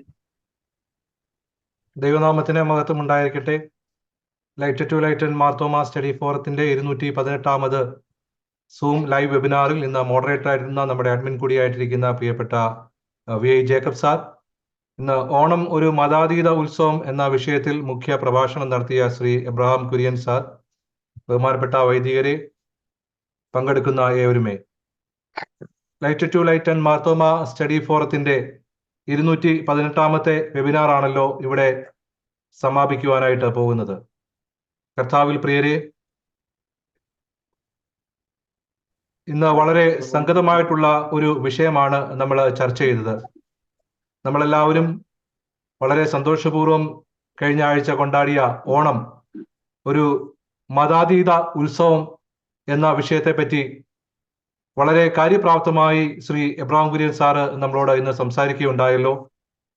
ഓണം അതിന്റെ ഭക്ഷണവുമായി ബന്ധപ്പെട്ട കാര്യം, അതുപോലെ തന്നെ വസ്ത്രവുമായി ബന്ധപ്പെട്ട കാര്യം, പൂക്കളം, പാരിസ്ഥിതിക ഇഴുകിച്ചേരൽ, അതിന്റെ സാമ്പത്തിക മേഖല, അങ്ങനെ ഓണത്തെ സംബന്ധിക്കുന്ന സമസ്ത മേഖലകളെയും എബ്രഹാം കുര്യൻ സാറ് നമ്മളോട് പറയുകയുണ്ടായി. ഇതിൽ നിന്നൊക്കെ നമ്മൾ മനസ്സിലാക്കുവാനായിട്ട് സാധിക്കുന്നത്, എല്ലാവരും സമ്പൽ സമൃദ്ധമായി നമ്മൾ ഓണ ആശംസ നേരുമ്പോൾ തന്നെ ഐശ്വര്യമുണ്ടാകട്ടെ, അതുപോലെ തന്നെ സമാധാനം ഉണ്ടാകട്ടെ എന്ന ആശംസകളാണല്ലോ നമ്മൾ മറ്റുള്ളവരുമായി പങ്കുവെക്കുന്നത്. അപ്രകാരം ഓണം ഒരു മതാതീത ഉത്സവമാണ് എന്നുള്ള കാര്യത്തിൽ നമ്മൾക്ക് ആർക്കും സംശയമില്ല. എന്നാൽ ഇപ്പോഴും നമ്മൾ അതിനെ നമ്മളെ ദേവാലയവുമായിട്ടൊക്കെ ബന്ധപ്പെട്ട് കൂടുതൽ അടുപ്പിക്കുവാൻ ശ്രമിക്കുമ്പോഴാണ് നമ്മളുടെ ഇടയിലൊക്കെയും ഈ കൺഫ്യൂഷൻ ഉണ്ടായത് എന്ന് ഞാൻ വിശ്വസിക്കുകയാണ്. ഇന്നത്തെ ഈ വെബിനാറിൽ വളരെ ആധികാരികമായി ഈ ഓണം ഒരു മതാതീത ഉത്സവമെന്ന് നമ്മളോട് വളരെ സവിസ്തരം പ്രതിപാദിച്ച ശ്രീ എബ്രഹാം കുര്യൻ സാറ് നമ്മുടെ light to light Marthoma study ഫോറത്തിന്റെ ക്ഷണം സ്വീകരിച്ച് വന്നു. ഇത്രത്തോളം നേരം നമ്മളോട് സംസാരിച്ചു. സാറിനോട് light to light Marthoma study ഫോറത്തിന്റെ പേരുള്ള നന്ദി ഈ സമയത്ത് അറിയിച്ചു കൊള്ളട്ടെ. എന്നാൽ നമുക്ക് മോഡറേറ്റർ ആയിട്ടിരുന്നത് ശ്രീ VI ജേക്കബ് സാറാണ്. Light to light Marthoma study ഫോറത്തിന്റെ പ്രാരംഭ കാലം മുതൽ ഇതിന്റെ അഡ്മിനായിട്ട് സാറ് വളരെ നല്ല നേതൃത്വം നൽകുന്നു. സാറിന്റെ നേതൃത്വം ഈ സ്റ്റഡി ഫോറത്തിന് വളരെയധികം പ്രയോജനപ്രദമാണ്. പ്രത്യേകിച്ച് വിൽസൺ കരിമനൂർ സാർ പറഞ്ഞതുപോലെ സാറിന്റെ റൈറ്റപ്പും അങ്ങനെയുള്ള കാര്യങ്ങളൊക്കെ വളരെ കാര്യമായി തന്നെ ഈ സ്റ്റഡി ഫോറത്തിന്റെ മുന്നോട്ടുള്ള പോക്കിനെ സഹായിക്കുന്നു എന്നുള്ളതിൽ വളരെയധികം സന്തോഷമുണ്ട്. ഇന്നത്തെ മീറ്റിംഗ് വളരെ ക്രമാനുഗതമായി മുന്നോട്ട് കൊണ്ടുപോകാനായിട്ട് സാറിന്റെ ഇടപെടലുകൾ സഹായിച്ചു. മോഡറേറ്റർ ആയിരുന്ന ശ്രീ VI ജേക്കബ് സാറിനോടുള്ള നന്ദി ഈ സമയത്ത് അറിയിച്ചു കൊള്ളട്ടെ. ഇന്ന് നമുക്ക് പ്രാരംഭ ഗാനം ആലപിച്ചത് മിസ്റ്റർ PJ കുര്യൻ സാറും അതുപോലെ തന്നെ മിസസ് മറിയാമ്മ കുര്യനുമാണ്. വിൽസൺ കരിമനൂർ സാർ പറഞ്ഞതുപോലെ തന്നെ വളരെ പാർട്സിൽ വളരെ മനോഹരമായി ഇന്നത്തെ പ്രാരംഭ ഗാനം കേൾക്കുവാനായിട്ട് നമുക്ക് ഇടയായി. കൂടുതലായി ദൈവം അനുഗ്രഹിക്കട്ടെ എന്ന് പ്രാർത്ഥിക്കുന്നു. Light to light Marthoma study ഫോറത്തിന്റെ നന്ദി ഈ സമയത്ത് അറിയിച്ചുകൊള്ളുന്നു. അതുപോലെ തന്നെ പ്രാരംഭ പ്രാർത്ഥനയ്ക്ക് നേതൃത്വം നൽകിയത് റെനി സാമുൽ ആയിരുന്നല്ലോ. Light to light Marthoma study ഫോറത്തിന്റെ അഡ്മിന്മാരിൽ ഒരാളാണ്. ശ്രീമതി റെനിയോടുള്ള നന്ദി ഈ സമയത്ത് അറിയിച്ചുകൊള്ളുന്നു. ഇന്ന് അനൗൺസ്മെന്റിന് നേതൃത്വം നൽകിയത് ശ്രീ വിൽസൺ കരിമ്പനൂർ സാറാണ്. ഈ ഗ്രൂപ്പിന്റെ അഡ്മിന്മാർ പ്രധാനിയാണ്. ഇപ്രകാരമുള്ള വെബിനാറുകളൊക്കെ സംഘടിപ്പിക്കുന്നതിൽ വളരെയധികമായിട്ട് സാറ് പ്രയത്നിച്ചുകൊണ്ടിരിക്കുന്നു. അതൊക്കെ മറ്റുള്ളവർക്കും പ്രയോജനപ്രദമാകുന്നു എന്നറിയുന്നതിലൊക്കെ വളരെ സന്തോഷമുണ്ട്. സാറിനോടും കുടുംബത്തോടുമുള്ള നന്ദി അറിയിച്ചുകൊള്ളുന്നു.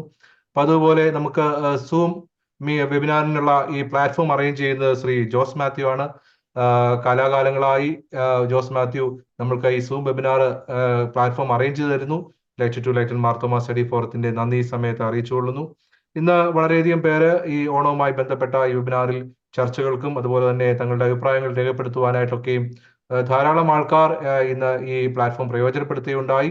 അവരോട് എല്ലാവരോടും നന്ദി അറിയിക്കുന്നു. പ്രത്യേകിച്ച് ഇന്ന് മീറ്റിംഗിൽ പങ്കെടുത്ത ബഹുമാനപ്പെട്ട രാജു അഞ്ചേരി അച്ഛൻ, അതുപോലെ തന്നെ ഡി സുനിലച്ഛനുണ്ട്, ബെനോജ് കെ മാത്യു അച്ഛനുണ്ട്. ഈ അച്ഛന്മാരോട് എല്ലാവരോടുമുള്ള നന്ദി ഈ സമയത്ത് അറിയിച്ചുകൊള്ളുന്നു. അതുപോലെ തന്നെ സമാപന പ്രാർത്ഥനയ്ക്ക് നേതൃത്വം നൽകുന്ന ജോർജ് യോഹന്നാൻ സാറിനുള്ള നന്ദി അറിയിച്ചുകൊള്ളുന്നു. ഇന്ന് ഈ സൂം വെബിനാറിൽ ലോകത്തിന്റെ പല ഭാഗങ്ങളിൽ നിന്നും പങ്കെടുത്ത എല്ലാവരോടുമുള്ള light to light Marthoma study ഫോറത്തിനെ സ്നേഹിക്കുന്ന സകലരോടുമുള്ള നന്ദി ഈ സമയത്ത് പറഞ്ഞുകൊണ്ട് ഞാൻ എന്റെ കർത്തവ്യത്തിൽ വിവരിപ്പിക്കുന്നു. ദൈവം തമ്പുരാൻ നമ്മളെ എല്ലാവരെയും അനുഗ്രഹിക്കുമാറാകട്ടെ.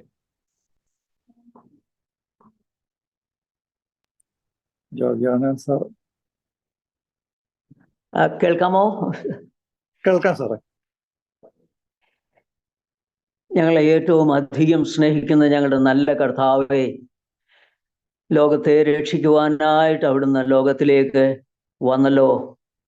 സകലർക്കും രക്ഷ എന്നുള്ളതായിരുന്നല്ലോ അവിടുത്തെ പദ്ധതി. അതുകൊണ്ട് യഹൂദനെന്നും യവനനെന്നും വ്യത്യാസമില്ലാതെ എല്ലാവരെയും ഒരുപോലെ സ്നേഹിച്ച നല്ല സ്നേഹവാനായ ദൈവമേ, ആ സ്നേഹത്തെ ഞങ്ങൾ ഉള്ളു തുറന്ന് കാണുവാൻ, ഞങ്ങളുടെ കണ്ണു തുറന്ന് കാണുവാൻ, ഞങ്ങളുടെ ഹൃദയം കൊണ്ട് വിശ്വസിപ്പാൻ, കർത്താവിൽ ഞങ്ങൾ വിശ്വസിച്ച് രക്ഷ പ്രാപിച്ചവരായി ഞങ്ങൾ ഈ ലോകത്തിൽ നിന്ന് കടന്നു പോകുവാൻ ഞങ്ങൾക്കെല്ലാവർക്കും സഹായിക്കണമേ എന്ന് പ്രാർത്ഥിക്കുന്നു. ഓണത്തെക്കുറിച്ചുള്ള ഞങ്ങളുടെ ചിന്താഗതികളൊക്കെ ഒന്ന് മാറുവാൻ, എല്ലാവരോടും തോളോട് തോൾ കൈ ചേർത്ത് ഞങ്ങളുടെ വിശ്വാസവും ഒന്നും നഷ്ടപ്പെടുത്താതെ കർത്താവിനെ പ്രഘോഷിക്കുന്നവരായി, കർത്താവിൻ്റെ നല്ല സാക്ഷികളായി ഞങ്ങൾ ഏത് സമൂഹത്തിലായിരിക്കുന്നോ അവിടെയൊക്കെ എല്ലായിടത്തും സാക്ഷ്യം നഷ്ടപ്പെടുത്താതെ കർത്താവിന് വേണ്ടി ജീവിപ്പാൻ ഞങ്ങളെല്ലാം സഹായിക്കണമേ എന്ന് പ്രാർത്ഥിക്കുന്നു. ഇന്ന് നല്ല ഉപദേശങ്ങൾ, നല്ല ക്ലാസ്സുകളൊക്കെ ഞങ്ങൾക്ക് എടുത്ത് ഞങ്ങളെ സഹായിച്ച എബ്രഹാം കുര്യൻ സാറിന് വേണ്ടി പ്രത്യേകം പ്രാർത്ഥിക്കുന്നു. ഇതിനെ നയിച്ചതായിട്ടുള്ള VI ജേക്കബ് സാറിന് വേണ്ടി പ്രാർത്ഥിക്കുന്നു. മനോഹരമായ ഗീതത്തിൽ കൂടെ ഞങ്ങളെ സന്തോഷിപ്പിച്ച റഞ്ജിക്ക് വേണ്ടിയും കുഞ്ഞുമോൾക്ക് വേണ്ടിയും പ്രത്യേകമായി പ്രാർത്ഥിക്കുന്നു. ഈ സൂം മീറ്റിങ്ങിൽ സംബന്ധിച്ച എല്ലാവരെയും അനുഗ്രഹിക്കണമേ. ലോകത്തെമ്പാടുമുള്ള പലരും ഇതിനകത്ത് സംബന്ധിച്ചല്ലോ, എല്ലാവരെയും അനുഗ്രഹിക്കണമേ. യേശു ക്രിസ്തുവിന്റെ വിലയേറിയ നാമത്തിൽ അടിയങ്ങളുടെ പ്രാർത്ഥന കേൾക്കുമാറാകണമേ. പിതാവായ ദൈവത്തിന്റെ സ്നേഹവും ഏകജാതനായ പുത്രന്റെ കൃപയും പരിശുദ്ധ റുഹായുടെ സംബന്ധവും സഹവാസവും നാം എല്ലാവരുടെ കൂടിയും നമുക്ക് ലഭിച്ച പുതിയ ഉൾക്കാഴ്ചകളോട് കൂടിയും ഇന്ന് വരുന്നേക്കും ഉണ്ടായിരിക്കുമാറാകട്ടെ. ആമേൻ. ആമേൻ.